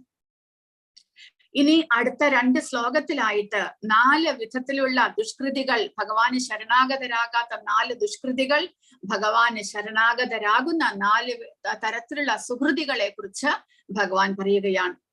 നമാം ദുഷ്കൃതിനോ മൂഢാഹ പ്രപദ്യന്തേ നരാധമാഹ മായയാ പകൃതജ്ഞാന ആസുരം ആശ്രിതാഹ. ദുഷ്കൃതരായ മൂഢന്മാർ, മനുഷ്യ അധമന്മാർ, മായയാൽ അപഹരിക്കപ്പെട്ട ജ്ഞാനത്തോട് കൂടിയവർ, നിരീശ്വരന്മാർ എന്നിങ്ങനെയുള്ള 4 തരക്കാർ, 4 വിധത്തിലുള്ള മനുഷ്യർ ഭഗവാനെ, അവർ എല്ലാവരും അസുരന്മാരാണ് എന്ന് ഭഗവാൻ പറയുന്നു, ദുഷ്കൃതികളാണ് എന്ന് പറയുന്നു. അങ്ങനെയുള്ളവർ ഭഗവാനെ ശരണം പ്രാപിക്കുന്നില്ല. ആരൊക്കെയാണ് ദുഷ്കൃതികൾ? എന്തുകൊണ്ട് അവരെ ഇങ്ങനെയുള്ള പേരിൽ ഭഗവാൻ വിളിക്കുന്നു? നമാം ദുഷ്കൃതിനോ മൂഢാഹ, 4 വിധത്തിലുള്ള മനുഷ്യർ, മൂഢന്മാർ, നരാധമന്മാർ, മായയാൽ അപഹരിക്കപ്പെട്ട ജ്ഞാനത്തോട് കൂടിയവർ, ആസുരം ഭാവം നിരീശ്വരന്മാർ. എന്തുകൊണ്ടാണ് ഭഗവാൻ അവരെ ഇങ്ങനെ വിളിക്കുന്നത്? പ്രഭുപാദ പറയുന്നത്, മൂഢന്മാർ ഭാരം ചുമക്കുന്ന കഴുതയെ പോലെയുള്ളവരാണ്. അതായത് ആ കഴുത രാപ്പകൽ പണിയെടുക്കുന്നു. ഇവിടെ കാണാം അനേകം തനിക്ക് സ്വയം ചുമക്കാൻ സാധിക്കാത്ത വലിയ വലിയ ഭാരങ്ങൾ വരെ ഈ കഴുതയുടെ ഉടമസ്ഥൻ കഴുതയ്ക്ക് മേൽ കെട്ടിയിട്ടുകൊണ്ട് വലിപ്പിക്കുന്നു. അങ്ങനെ രാവിലെ മുതൽ രാത്രി വരെ കഴുതയെ കൊണ്ട് പണിയെടുപ്പിക്കുന്നു. എന്നിട്ടോ കുറച്ച് പുല്ലും കുറച്ച് വെള്ളവും കൊടുത്തു കഴിഞ്ഞാൽ കഴുതയ്ക്ക് സന്തോഷമായി അത്രേ. അപ്പോൾ അത് കിട്ടാൻ വേണ്ടിയിട്ടാണ് കഴുത രാപ്പകൽ പണിയെടുക്കുന്നത്. അതുപോലെ നമ്മൾ മനുഷ്യർ, മൂഢന്മാർ രാപ്പകൽ പണിയെടുക്കുന്നു. എന്തിനു വേണ്ടിയിട്ട്? ഈ ഭൗതികമായിട്ടുള്ള എന്തെങ്കിലും തുച്ഛമായ സുഖ സൗകര്യങ്ങൾ അനുഭവിക്കാൻ വേണ്ടിയിട്ട്. കാരണം ആ കർമ്മം ചെയ്ത്, പ്രവൃത്തി ചെയ്ത് അതിന്റെ കാശ് കൊണ്ട് വേണം, ഫലം കൊണ്ട് വേണം നമുക്ക് ഇവിടെ ഭൗതിക പ്രകൃതിയുടെ സുഖ സൗകര്യങ്ങൾ.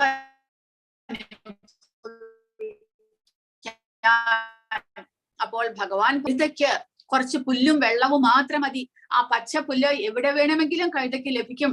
കാട്ടിൽ പോയി കഴിഞ്ഞാൽ എല്ലാ ദിക്കിലും പുല്ല് ലഭിക്കും, വെള്ളവും ലഭിക്കും. എങ്കിലും കഴുത വിചാരിക്കുന്നത് ഞാൻ ഇങ്ങനെ എൻ്റെ ഉടമസ്ഥന് വേണ്ടിയിട്ട് പണിയെടുത്താൽ മാത്രമേ എനിക്ക് ആഹാരം ലഭിക്കുകയുള്ളൂ എന്നുള്ള മൂഢമായ വിചാരം കൊണ്ടാണ് കഴുത ഇങ്ങനെ കഷ്ടപ്പെടുന്നത്. അതുപോലെ മനുഷ്യനും നമ്മുടെ കർമ്മഫലം അനുസരിച്ച് നമുക്ക് ലഭിക്കാവുന്നതെല്ലാം ലഭിക്കുമെങ്കിലും നമ്മൾ കഠിനാധ്വാനം ചെയ്യുന്നു. കാരണം കുറച്ചുകൂടി കാശ് കിട്ടിയാൽ നമ്മുടെ സൗകര്യം കുറച്ചുകൂടി വർദ്ധിപ്പിക്കാം, ഇനിയും കുറച്ചുകൂടെ കാശ് കിട്ടിയാൽ എനിക്കൊരു കാറ് വാങ്ങിക്കാം, ഒരു ബംഗ്ലാവ് ഉണ്ടാക്കാം, എനിക്ക് അത് ചെയ്യാം ഇത് ചെയ്യാം എന്നുള്ള തെറ്റിദ്ധാരണ മൂലം നമ്മൾ കഠിനാധ്വാനം ചെയ്യുന്നു. പക്ഷേ നമ്മൾ മനസ്സിലാക്കേണ്ടത് നമ്മുടെ കർമ്മഫലം അനുസരിച്ച് നമുക്ക് എത്രമാത്രം യോഗ്യതയുണ്ടോ അതിനനുസരിച്ച് മാത്രമേ പ്രകൃതി നമുക്ക് തരികയുള്ളൂ എന്ന് മനസ്സിലാക്കണം. പക്ഷേ അങ്ങനെ അനാപത്തായിട്ട് കഠിനാധ്വാനം ചെയ്യുന്നതിന് പകരം നമ്മൾ ഭഗവാനെ സേവിച്ചിരുന്നെങ്കിൽ തീർച്ചയായിട്ടും നമ്മുടെ ആ കർമ്മഫലത്തെ, പാപകർമ്മഫലത്തെ നമുക്ക് ഇല്ലാതാക്കാൻ സാധിക്കും. പക്ഷെ നമ്മൾ അതിനെ പരിശ്രമിക്കുന്നില്ല. നമ്മൾ നമ്മുടെ ശക്തിയെയാണ് ഡിപ്പെൻഡ് ചെയ്യുന്നത്. ഞാനാണ് ഈ കർമ്മങ്ങളെല്ലാം ചെയ്യുന്നത്, എന്റെ ശക്തിയെ ഞാൻ ഡിപ്പെൻഡ് ചെയ്യുന്നു. ഭഗവാനെ നമ്മൾ ഒരിക്കലും ആശ്രയിക്കുന്നില്ല. ഈ കഴുതയെ പോലെ കഴുത വിചാരിക്കുന്നത് ഞാൻ ബുദ്ധിമാനാണ്, കാരണം ഈ തന്റെ യജമാനനെ സേവിച്ചു കഴിഞ്ഞാൽ തനിക്ക് ആഹാരം ലഭിക്കുമെന്ന്. അതുകൊണ്ട് മൂഢ എന്ന് വിളിക്കുന്നു. നരാധമാഹ, നരാധമൻ എന്ന് പറഞ്ഞാൽ മനുഷ്യരിൽ ഏറ്റവും താണവൻ. അങ്ങനെയുള്ളവരും ഭഗവാനെ ആശ്രയിക്കുന്നില്ല. അവർ പല വിധത്തിലും ദുഷ്കർമ്മങ്ങൾ ചെയ്തുകൊണ്ട് ഭഗവാനെ ആശ്രയിക്കാതെ വർത്തിക്കുന്നു. ഇവിടെ കൊടുത്തിരിക്കുന്നത് ജഗായ് മഥായ് എന്നുള്ള രണ്ട് ആസുര സ്വഭാവമുള്ളവരാണ് ഏറ്റവും നരാധമന്മാർ. അവർ ചൈതന്യ മഹാപ്രഭുവിനെ ധിഖരിക്കുകയുണ്ടായി. കാരണം നിത്യാനന്ദ പ്രഭു രാവിലെ മുതൽ എല്ലാ ജനങ്ങളെയും കണ്ട് അവരോട് അവരുടെ ദുഷ്കർമ്മങ്ങളെല്ലാം നിർത്തിവെച്ച് ഭഗവാന് ഹരേ കൃഷ്ണ മഹാമന്ത്രം ജപിക്കാനായിട്ട് പ്രേരിപ്പിക്കുന്നു. പക്ഷെ ഈ ജഗായി മതായി രണ്ട് നരാധമന്മാർ ആ നിത്യാനന്ദ പ്രഭുവിനെ വരെ അറ്റാക്ക് ചെയ്തു. അവർ മദ്യം സേവിച്ചുകൊണ്ടിരുന്ന കുപ്പിയെടുത്ത് നിത്യാനന്ദ പ്രഭുവിനെ അടിച്ചു. അത് കണ്ടിട്ട് ചൈതന്യ മഹാപ്രഭു അവിടെ പ്രത്യക്ഷപ്പെടുകയും അവരെ വധിക്കാൻ, സംഹരിക്കാൻ പുറപ്പെടുകയും ചെയ്തു. പക്ഷെ നിത്യാനന്ദ പ്രഭുവിന്റെ കരുണ മൂലം അദ്ദേഹം അവർക്ക് മാപ്പ് കൊടുക്കുന്നു. അങ്ങനെയുള്ള നരാധമന്മാർ, കാരണം അവർ മനുഷ്യനായിട്ട് ജനിച്ചെങ്കിലും അധമ പ്രവർത്തികളാണ് ചെയ്യുന്നത്, മനുഷ്യന്റെ നിലയിലേക്ക് അവർ ഉയരുന്നില്ല. അതുകൊണ്ട് അവർ നരാധമന്മാരാണ്. അപ്പോൾ ജഗായി മതായിക്ക് ചൈതന്യ മഹാപ്രഭുവിന്റെ ശരണം ലഭിച്ചു. പക്ഷേ നരാധമന്മാർ ഭഗവാന് ശരണാഗതനായില്ലെങ്കിൽ അവർക്കൊരിക്കലും നല്ല ഗതി ഉണ്ടാകുകയില്ല എന്ന് പറയുന്നു. പിന്നീട് മായയാൽ അപഹരിക്കപ്പെട്ട ജ്ഞാനത്തോടു കൂടിയവർ, അവരെ പ്രഭുപാദ പറയുന്നത് ഇപ്പോഴത്തെ കാലത്തെ പണ്ഡിതന്മാരെന്ന് വിചാരിക്കുന്ന ശാസ്ത്രജ്ഞന്മാരും പണ്ഡിതന്മാരും അവരെല്ലാം തന്നെ അവരുടെ സ്വന്തം പാണ്ഡിത്യം കൊണ്ട് അവർ നേടിയതാണ് എന്ന് വിചാരിക്കുന്നു. അവർ ഭഗവാന് ശരണാഗതരാകാത്തത് കൊണ്ട് അവരുടെ പാണ്ഡിത്യത്തെ ഈ മായ, അതായത് 3 ഗുണങ്ങൾ അപഹരിക്കുന്നു. അതുമൂലം അവർ ഭഗവാനെ മറന്നുകൊണ്ടുള്ള ഒരു ജീവിതം നയിക്കുക മൂലം അവരുടെ പാണ്ഡിത്യം ഒരിക്കലും അവർക്ക് ഉന്നതമായ നില, അതായത് ഭഗവാനിലേക്ക് അവരെ എത്തിക്കുന്നില്ല. അതാണ് മായയാൽ അപഹരിക്കപ്പെട്ട ജ്ഞാനത്തോട് കൂടിയവർ. ജ്ഞാനം എന്ന് പറഞ്ഞാൽ, അറിവ് എന്ന് പറഞ്ഞു കഴിഞ്ഞാൽ ഭഗവാനെ അറിയുകയാണ്. പക്ഷെ ഇവർ ഭഗവാനെ മറന്നുകൊണ്ടുള്ള ഭൗതികമായ പാണ്ഡിത്യത്തിൽ അവർ അഹങ്കരിക്കുന്നു എന്നാണ് പറയുന്നത്. പിന്നീട് ആസുരം ഭാവം ആശ്രിത, ആസുര സ്വഭാവികൾ, നിരീശ്വരവാദികൾ. ഇവിടെ രാവണനെ കാണിച്ചിരിക്കുന്നു. രാവണൻ, കുംഭകർണൻ, പിന്നീട് പ്രഹ്ലാദന്റെ അച്ഛനായിട്ടുള്ള അസുരന്മാർ, അവരെല്ലാം തന്നെ ഹിരണ്യകശിപു, ഹിരണ്യാക്ഷൻ, പല അസുരന്മാരുടെ പേരുമുണ്ട്. അവരൊന്നും തന്നെ ആസുര സ്വഭാവികളാണ്, ദൈത്യന്മാരാണ്. അവർ ഭഗവാൻ വിഷ്ണുവിനെ വിശ്വസിക്കുന്നില്ല, നിരീശ്വരവാദികളാണ്. തങ്ങളാണ് ദേവന്മാർ എന്നവർ വിചാരിക്കുന്നു. അങ്ങനെയുള്ള 4 വിധത്തിലുള്ള സ്വഭാവമുള്ളവർ ഭഗവാന് ശരണാഗതരാകുന്നില്ല എന്നാണ് ഭഗവാൻ പറയുന്നത്. അപ്പോൾ കഴിഞ്ഞ ശ്ലോകത്തിൽ ഭഗവാൻ പറഞ്ഞത്, ഭഗവാന് ശരണാഗതരായി കഴിഞ്ഞാൽ ഈ പ്രകൃതിയുടെ മായയിൽ നിന്ന് മോചിതനാകാം. എങ്കിലും ഭഗവാന് ശരണാഗതരാകാത്ത 4 വിധത്തിലുള്ള ദുഷ്കൃതികളെ കുറിച്ചാണ് ഭഗവാൻ പറഞ്ഞത്. ഇനി 16ാമത്തെ ശ്ലോകത്തിൽ ഭഗവാനെ ആരാധിക്കുന്ന സുകൃതികളായിട്ടുള്ള, സുകൃതം ചെയ്തവർ, പുണ്യകർമ്മങ്ങൾ ചെയ്തിട്ട് സുകൃതം സമ്പാദിച്ചവർ. 4 വിധത്തിലുള്ളവരുണ്ട്. ആരൊക്കെയാണവർ? ചതുർവിധ ഭജന്തേ മാം ജനാ സുഹൃതിനോ അർജുന ആർത്തോ ജിജ്ഞാസുര അർത്ഥാർത്ഥി ജ്ഞാനീ ച ഭരതർഷഭ. സുഹൃതികളായ 4 കൂട്ടരാണ് എന്നെ ഭജിക്കുന്നത്. ദുഃഖിതൻ, ധനകാംക്ഷി, ജിജ്ഞാസു, പരമസത്യത്തെ അന്വേഷിക്കുന്ന ജ്ഞാനി എന്ന് ഭഗവാൻ പറയുന്നു. അവരെല്ലാവരും തന്നെ സുഹൃതികളാണ്.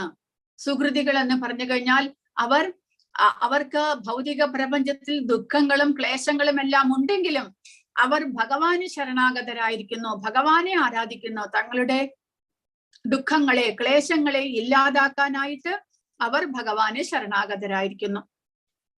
അപ്പോൾ അവരുടെ മനസ്സിൽ ആഗ്രഹങ്ങളുണ്ട്. ആ ആഗ്രഹങ്ങൾ സാധിപ്പിക്കാനായിട്ട് മറ്റ് ദേവന്മാരെ സമീപിക്കാതെ ഭഗവാനെ തന്നെ നേരിട്ട് സമീപിച്ചിരിക്കുന്നത് കൊണ്ട് അവർ സുഹൃതികളാണ് എന്ന് ഭഗവാൻ പറയുന്നു. കാരണം ക്രമേണ അവർക്ക് ഭഗവാന്റെ ശുദ്ധ ഭക്തിയിലേക്ക് ഉയരാൻ സാധിക്കും. അപ്പോൾ ആരൊക്കെയാണ് അവർ? ആർത്തന്മാർ. ആർത്തന്മാർ എന്ന് പറഞ്ഞാൽ പല വിധത്തിലുള്ള ദുഃഖങ്ങളും അനുഭവിക്കുന്നവർ. ജിജ്ഞാസു, ഭഗവാനെ കുറിച്ച് അറിയാൻ ആഗ്രഹിക്കുന്നവർ. അർത്ഥാർത്ഥി, ധനകാംക്ഷി, ധനത്തെ വളരെയധികം സ്ഥാനമാനങ്ങളും പൊസിഷനും എല്ലാം ധനവും എല്ലാം ആഗ്രഹിക്കുന്നവർ. പിന്നെ ജ്ഞാനി, ആത്മജ്ഞാനം, തന്നെ കുറിച്ച് ഈ പ്രകൃതിയെ കുറിച്ച് എല്ലാം അറിയാൻ ആഗ്രഹിക്കുന്ന ജ്ഞാനി. ഇങ്ങനെയുള്ള 4 വിധത്തിലുള്ളവർ ഭഗവാനെ ആരാധിക്കുന്നു. സത്യമെന്ത്, അല്ലെങ്കിൽ തന്റെ ആഗ്രഹത്തെ സാധിപ്പിക്കാനായിട്ട്. അപ്പോൾ ഇവിടെ ഉദാഹരണം കൊടുത്തിരിക്കുന്നത്, ആർത്തന്മാർക്ക് ഉദാഹരണം കൊടുത്തിരിക്കുന്നത് ഗജേന്ദ്രനും പിന്നീട് ദ്രൗപദി ദേവിയെയും ഇവിടെ കാണിച്ചിരിക്കുന്നു.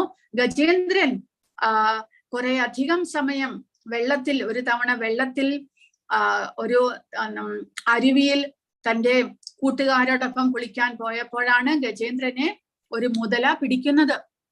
അപ്പോൾ കുറെ അധികം സമയം ഗജേന്ദ്രൻ ആ അരുവിയിൽ മുതലയുമായിട്ട് മല്ലടിച്ചുകൊണ്ട് നിന്നു, എങ്ങനെയെങ്കിലും അവിടെ നിന്ന് രക്ഷപ്പെടാനായിട്ട്. പക്ഷേ ആ മുതലയ്ക്ക് വെള്ളത്തിൽ ശക്തി കൂടുതലുള്ളത് കൊണ്ട് ഗജേന്ദ്രന് അവിടെ നിന്ന് മുതലയുടെ പിടി വിടിവിക്കാൻ സാധിച്ചില്ല. അവസാനം തന്റെ ശക്തിയെല്ലാം തീരുന്നു, താൻ ഇതിന് മരണത്തിന് കീഴടങ്ങാൻ പോകുന്നു എന്ന് വിചാരിച്ചപ്പോൾ ഗജേന്ദ്രന് തന്റെ മുൻകാലത്തിലെ മുൻ ജന്മത്തിൽ താൻ ഒരു ഭക്തനായിരുന്നു ഗജേന്ദ്രൻ. അദ്ദേഹം ഒരുപാട് കാലം ഭഗവാനെ ആരാധിച്ചുകൊണ്ട് കാട്ടിൽ ആശ്രമത്തിൽ വസിച്ചതാണ്. ആ കാര്യങ്ങളെല്ലാം ഗജേന്ദ്രൻ ഓർമ്മ വരുന്നു. തന്റെ മുൻ ജന്മത്തിലെ ഭഗവത് ഭക്തി മൂലം, ആ സുഹൃതം മൂലം ഭഗവാനെ വിളിക്കാനും ഭഗവാനെ സ്തുതിക്കാനും അങ്ങനെ ഭഗവാന്റെ അനുഗ്രഹം ലഭിക്കാനും ഗജേന്ദ്രന് സാധിച്ചു. അപ്പോൾ ദുഃഖാർത്ഥനായിട്ടാണ്, തന്റെ കഷ്ടപ്പാടിലാണ് ഗജേന്ദ്രൻ ഭഗവാനെ വിളിച്ചത്. എങ്കിലും ആ ഭഗവാനെ വിളിക്കാൻ ഓർത്തത് കൊണ്ട്, ഭഗവാൻ അതിന് കരുണ കാണിച്ചത് കൊണ്ട് അദ്ദേഹത്തിന് ഭഗവാന്റെ സാമീപ്യം ഉണ്ടാകുന്നു. ഭഗവാൻ അദ്ദേഹത്തെ രക്ഷിക്കുന്നു. അവസാനം ഭഗവാന്റെ ധാമത്തിലേക്ക് അദ്ദേഹത്തിന്, ആ ജീവാത്മാവിന് പോകാനായിട്ട് സാധിക്കുന്നു. അതാണ് അർത്ഥാർത്ഥി, ആർത്തൻ എന്ന് പറയുന്നത്, ദുഃഖിതനായിട്ട്. ഇവിടെ ദ്രൗപദി ദേവിയും അതുപോലെ കൗരവ സഭയിൽ വെച്ച് അപമാനിച്ചപ്പോൾ ദ്രൗപദി ദേവിയും ഭഗവാൻ കൃഷ്ണനെ വിളിച്ചത് കൊണ്ട് എന്ത് സംഭവിച്ചു? കൃഷ്ണൻ പൂർണ്ണമായിട്ടുള്ള സംരക്ഷണം ദ്രൗപദിക്ക് കൊടുക്കുകയുണ്ടായി. അപ്പോൾ നമ്മൾ ഏതവസ്ഥയിലാണ് എന്നല്ല, നമ്മൾ ഏതവസ്ഥയിലാണെങ്കിലും ഭഗവാനെ വിളിക്കാനുള്ള മാനസികാവസ്ഥ നമുക്കുണ്ടാകണം. അതിനു വേണ്ടിയിരുന്ന പ്രഭുപാദർ പറയുന്നത് സദാസമയവും ഭഗവാന്റെ നാമം ഉച്ചരിച്ചു കൊണ്ടിരിക്കുക. അങ്ങനെ ഏതവസ്ഥയിലാണെങ്കിലും നമുക്ക് ആ സമയത്ത് ഭഗവാനെ വിളിക്കാനായിട്ട് നമുക്ക് സാധിക്കും. കാരണം ഭഗവാന്റെ കരുണ അങ്ങനെ നമ്മുടെ ഉള്ളിലുണ്ടാകുന്നു, നമുക്കുണ്ടാകുന്നു. കാരണം അങ്ങനെ നമുക്ക് പെട്ടെന്നൊന്നും ഭഗവാനെ വിളിക്കാനായിട്ട് നമുക്ക് സാധിക്കില്ല. നമുക്ക് ഇതെല്ലാം പഠിച്ചു, പക്ഷെ ഞാൻ ജപിക്കില്ല, എനിക്ക് അവസരം വരുമ്പോൾ എനിക്ക് ഭഗവാനെ വിളിക്കാൻ സ്വയം തോന്നും എന്നൊന്നും ഒരിക്കലും വിചാരിക്കരുത്. കാരണം നമ്മുടെ കർമ്മഫലങ്ങൾ തീരാതെ നമുക്ക് ഭഗവാന്റെ നാമം ആവശ്യമുള്ളപ്പോൾ വിളിക്കാൻ സാധിക്കുകയില്ല. അങ്ങനെ കർമ്മഫലം തീരാൻ വേണ്ടിയിട്ടാണ് പ്രഭുപാദ പറഞ്ഞിരിക്കുന്നത് സദാസമയവും ഭഗവത് നാമം ഉച്ചരിച്ചു കൊണ്ടിരിക്കുക, ഭഗവാനെ കുറിച്ച് കേൾക്കാൻ ശ്രമിക്കുക. അങ്ങനെ നമ്മുടെ മുൻ ജന്മത്തിലെ പാപകർമ്മ ഫലങ്ങളെ നമുക്ക് ഇല്ലാതാക്കാൻ സാധിക്കും. അങ്ങനെ ഭഗവാന്റെ നാമം തുടരെ നമുക്ക് വിളിക്കാനായിട്ട് സാധിക്കും. കാരണം ഭഗവാൻ പരിശുദ്ധനാണ്. ആ പരിശുദ്ധനായിട്ടുള്ള ഭഗവാന്റെ നാമം ഉച്ചരിക്കണമെങ്കിൽ നമ്മളും അതുപോലെ പരിശുദ്ധരാകണം. എന്ന് പറഞ്ഞാൽ ആവശ്യ സമയത്ത് ഭഗവാനെ വിളിക്കാൻ നമുക്ക് സാധിക്കണമെങ്കിൽ ഇങ്ങനെ സുകൃതം ചെയ്തവരായിരിക്കണം നമ്മൾ. അങ്ങനെ സുകൃതം ചെയ്തവരാകാൻ വേണ്ടിയിട്ട്, ഭഗവാന്റെ നാമം ഉച്ചരിക്കാനുള്ള കഴിവുണ്ടാകാൻ വേണ്ടിയിട്ട് നിരന്തരം ഭഗവാന്റെ നാമം ഹരേ കൃഷ്ണ മഹാമന്ത്രം ജപിച്ചുകൊണ്ടിരിക്കുക. അങ്ങനെ ജിജ്ഞാസു ആയിട്ടുള്ള അല്ലെങ്കിൽ ജ്ഞാനിയാണ് ഇവിടെ കൊടുത്തിരിക്കുന്നത്. വ്യാസദേവനും അദ്ദേഹത്തിന്റെ ഭാര്യയുമാണ് ഇവിടെ കൊടുത്തിരിക്കുന്നത്. വ്യാസദേവന്റെ മകനാണ് ഭാഗവതം പരീക്ഷത്തിന് പറഞ്ഞു കൊടുത്ത ശുകദേവ ഗോസ്വാമി. ശുകദേവ ഗോസ്വാമി ജ്ഞാനിയായിട്ടാണ് ജനിക്കുന്നത്. അദ്ദേഹത്തിന് ഓൾറെഡി ആത്മജ്ഞാനം ലഭിച്ചു കഴിഞ്ഞിരിക്കുന്നു. അതുകൊണ്ട് അമ്മയുടെ വയറ്റിൽ നിന്ന് അദ്ദേഹം പുറത്തേക്ക് വരുന്നില്ല. കാരണം പുറത്തു വന്നു കഴിഞ്ഞാൽ നേരത്തെ പറഞ്ഞതുപോലെ ഭഗവാന്റെ ഈ ഗുണമയി മായ തന്നെ പിടിക്കും. താൻ ആ ജ്ഞാനത്തിൽ നിന്ന് വഞ്ചിതനാകും, ഭഗവാനെ താൻ മറന്നു പോകും എന്നുള്ള പേടി കൊണ്ട് ആ കുട്ടി പുറത്തേക്ക് വരുന്നില്ല. 16 വർഷം ആ അമ്മ തന്റെ കുഞ്ഞിനെ വയറ്റിൽ തന്നെ ചുമന്നുകൊണ്ട് നടന്നു. അവസാനം വ്യാസദേവൻ ഭഗവാൻ കൃഷ്ണനെ വിളിക്കുന്നു, അങ്ങ് തന്നെ സഹായിക്കണം, അമ്മയ്ക്ക് വളരെയധികം ക്ലേശമാകുന്നു. അങ്ങനെ കൃഷ്ണ ഭഗവാൻ വന്നിട്ട് വയറ്റിലുള്ള കുഞ്ഞിനോട് ഉറപ്പ് കൊടുക്കുന്നു, നീ ഒരിക്കലും എന്റെ മായയ്ക്ക് വശംവദനാകില്ല, മായ നിന്നെ ഒരിക്കലും അധീനപ്പെടുത്തുകയില്ല എന്ന് ഭഗവാൻ ഉറപ്പ് കൊടുത്തപ്പോൾ ശുകദേവ ഗോസ്വാമി അമ്മയുടെ വയറ്റിൽ നിന്ന് പുറത്തേക്ക് വരുന്നു. അദ്ദേഹമാണ് ജ്ഞാനിയായിട്ട് ഉദാഹരണം കൊടുത്തിരിക്കുന്നത്. ജിജ്ഞാസുവിന് പരീക്ഷിത്ത് മഹാരാജാവ് തനിക്ക് മരിക്കാൻ 7 ദിവസം മാത്രമേ സമയമുള്ളൂ എന്നറിഞ്ഞപ്പോൾ അദ്ദേഹം ആ 7 ദിവസം സമയമുണ്ട്, ആ 7 ദിവസം എങ്ങനെ കഴിച്ചുകൂട്ടണം എന്ന് ആ ഭഗവാന്റെ കഥകൾ കേട്ടുകൊണ്ട്, ഭാഗവതം കേട്ടുകൊണ്ട് ശുകദേവ ഗോസ്വാമിയിൽ നിന്ന് ഭഗവാനെ കുറിച്ച് അദ്ദേഹം മനസ്സിലാക്കുന്നു. അതാണ് ജിജ്ഞാസു. അവരെല്ലാം തന്നെ സുകൃതം ചെയ്തവരാണ് എന്നാണ് പറയുന്നത്. അതുപോലെ തന്നെ അർത്ഥാർത്ഥി, സ്ഥാനത്തിന് വേണ്ടി മോഹിച്ചുകൊണ്ടാണ് ധ്രുവ മഹാരാജാവും പിന്നെ ഇവിടെ കൊടുത്തിരിക്കുന്നത് ശ്രീരാമനും സുഗ്രീവനും അതായത് ധ്രുവ മഹാരാജാവിന് തന്റെ അച്ഛനോളം പോന്ന വലിയ ഒരു സാമ്രാജ്യം തനിക്ക് ഭരിക്കാൻ ലഭിക്കണമെന്നുള്ള ആഗ്രഹം ഉണ്ടായിരുന്നു. അതിനു വേണ്ടിയിട്ട് 5 വയസ്സുള്ള ധ്രുവകുമാരൻ ഭഗവാനെ തപസ് ചെയ്യാൻ പോകുന്നത്. പക്ഷെ എന്തായാലും ഭഗവാനെ തന്നെ ആശ്രയിച്ചത് കൊണ്ട് ആ കുഞ്ഞിനും ധ്രുവലോകം ലഭിക്കുകയുണ്ടായി ഭഗവാന്റെ അനുഗ്രഹത്തോടു കൂടി. അതുപോലെ സുഗ്രീവനും ബാലിയെ വധിച്ചിട്ട് ശ്രീരാമചന്ദ്രന്റെ അനുഗ്രഹത്താൽ തന്റെ സാമ്രാജ്യത്തെ തിരിച്ചു പിടിക്കാനായിട്ട് സാധിച്ചു. ഇവിടെ കൊടുത്തിരിക്കുന്നത് ജിജ്ഞാസുക്കളായിട്ടുള്ള നൈമിഷാരണ്യത്തിലെ ഋഷിമാരാണ്. അവരും പരീക്ഷിത്ത് മഹാരാജാവിനെ പോലെ ഭഗവാനെ കുറിച്ച് അറിയാൻ വേണ്ടിയിട്ട് അവരും ഒത്തുകൂടിയിരിക്കുകയാണ്. അങ്ങനെ ഇവരെല്ലാം തന്നെ സുഹൃതികളാണ് എന്ന് ഭഗവാൻ പറയുന്നു. കാരണം അവർ എന്തെങ്കിലും ആഗ്രഹത്തോടു കൂടിയാണെങ്കിലും ഭഗവാനെ ആശ്രയിച്ചിരിക്കുന്നത് കൊണ്ട് അവരുടെ ഭക്തി, ഭഗവാനിനോടുള്ള അവരുടെ ഭക്തി വളർന്നു വരാനായിട്ട് സാധ്യതയുണ്ട് എന്നാണ് ഭഗവാൻ പറയുന്നത്. അപ്പോൾ സുഹൃതികൾ എന്ന് പറഞ്ഞാൽ ആരാണ്? ഇവിടെ കൊടുത്തിരിക്കുന്നത് ശാസ്ത്രാനുസാരമായ വിധികൾ പാലിക്കുന്നവരായിരിക്കും, ധാർമ്മികവും നൈതികവും സാമൂഹികവുമായ നിയമങ്ങൾ അനുസരിക്കുന്നവരാണ്, പ്രായേണ ഭഗവാന്റെ ഭക്തന്മാരാണ് എന്നിവരാണ് ഇവിടെ പറയുന്നത്. സുഹൃതരായ 4 കൂട്ടരിൽ ഉത്തമൻ ആരാണ് എന്ന് ഭഗവാൻ ഇനി പറയുന്നു. ഈ 4 കൂട്ടരിലും വെച്ച് ഏറ്റവും ഉത്തമനായിട്ടുള്ളത് ആരാണ്? തേഷാം ജ്ഞാനി നിത്യയുക്ത ഏകഭക്തിർ വിശിഷ്യതേ പ്രിയോ ഹി ജ്ഞാനിനോ അത്യർത്ഥം അഹം സാചാമമ പ്രിയഃ. ഭഗവാൻ പറയുന്നത് ഇവരിൽ വെച്ച് ഏറ്റവും ഉത്തമൻ ജ്ഞാനിയാണ് എന്ന് ഭഗവാൻ പറയുന്നു. കാരണം ജ്ഞാനസഹിതമായ ശുദ്ധ ഭക്തിയുടെ സേവന നിരതരായിരിക്കുന്നവനാണ് ഇവരിൽ വെച്ച് ഉത്തമൻ. അയാൾക്ക് ഞാൻ ഏറ്റവും പ്രിയപ്പെട്ടവനാണ്, അയാൾ എനിക്കും എന്ന് ഭഗവാൻ ഇവിടെ പറയുന്നു. അപ്പോൾ ജ്ഞാനി അറിവോടുകൂടി, ഭഗവാനെ കുറിച്ചുള്ള അറിവോടുകൂടിയാണ് ഭഗവാനെ സേവിക്കുന്നത്. അതുകൊണ്ട് അദ്ദേഹം ഭഗവാന് ഏറ്റവും പ്രിയപ്പെട്ടവരാണ്. അപ്പോൾ മറ്റുള്ള 3 കൂട്ടരോ? അവരും ഉത്തമരാണ് എന്നാണ് ഭഗവാൻ, മഹാത്മാക്കളാണ് എന്നാണ് ഭഗവാൻ പറയുന്നത്. ഉദാരാ സർവയേ വൈതേ ജ്ഞാനി ത്വാത്മൈവ മേ മതം ആസ്ഥിതഃ സഹി യുക്താത്മാ മാമേവ അനുത്തമാം ഗതി. ഈ ഭക്തന്മാരെല്ലാം മഹാത്മാക്കൾ തന്നെ എന്നതിന് സംശയമില്ല. കാരണം ഭഗവാനെ അവർ അഭയം പ്രാപിച്ചു. അതുകൊണ്ട് എന്നാൽ ആരാണോ എന്റെ തത്വത്തെ ഗ്രഹിക്കുന്നത് അയാൾ എന്നിൽ നിന്ന് അന്യനായി ഞാൻ കരുതുന്നില്ല. അയാൾ എന്റെ ദിവ്യ സേവനത്തിൽ ഏർപ്പെട്ടിരിക്കുകയാൽ സർവോന്നതവും പരിപൂർണവുമായ ആത്യന്തിക ലക്ഷ്യത്തിൽ നിശ്ചയമായും എത്തിത്തേരും. അതായത് ജ്ഞാനി ഭഗവാനെ കുറിച്ച് മനസ്സിലാക്കിയിട്ട് ഭഗവാനെ ആരാധിക്കുന്നത് കൊണ്ട് ജ്ഞാനിയാണ് ശ്രേഷ്ഠൻ എന്ന് പറയുന്നു. മറ്റുള്ളവരാണെങ്കിലോ ആർത്തന്മാർ, അർത്ഥാർത്ഥികൾ, ജിജ്ഞാസുക്കൾ, അവരും ഭഗവാന്റെ സേവകൾ ചെയ്യുന്നത് കൊണ്ട് ഭഗവാന്റെ കരുണ മൂലം അവർക്കും ഭഗവാന്റെ ഭക്തന്മാരുമായി സത്സംഗം ലഭിക്കാനും അങ്ങനെ അവർ ക്രമേണ പരിശുദ്ധരായി തീരാനും ഇടവരും. പക്ഷേ ജ്ഞാനിക്ക് തീർച്ചയായിട്ടും ജ്ഞാനി ഭഗവാന്റെ പരമപദം പോകും എന്നാണ് ഭഗവാൻ പറയുന്നത്. കാരണം ബഹൂനാം ജന്മനാം അന്തേ ജ്ഞാനവാൻ മാം പ്രപദ്യതേ വാസുദേവ സർവമിതി സമഹാത്മാസു ദുർലഭഃ. അസംഖ്യം ജനന മരണങ്ങൾക്ക് ശേഷം ജ്ഞാനവാനായ വ്യക്തി സർവജ്ഞനാണ്, കാരണങ്ങൾക്കും കാരണഭൂതനും സർവവ്യാപിയുമാണ് ഭഗവാൻ എന്ന് മനസ്സിലാക്കിക്കൊണ്ട് അവർ ഭഗവാനെ ശരണം പ്രാപിക്കുന്നു.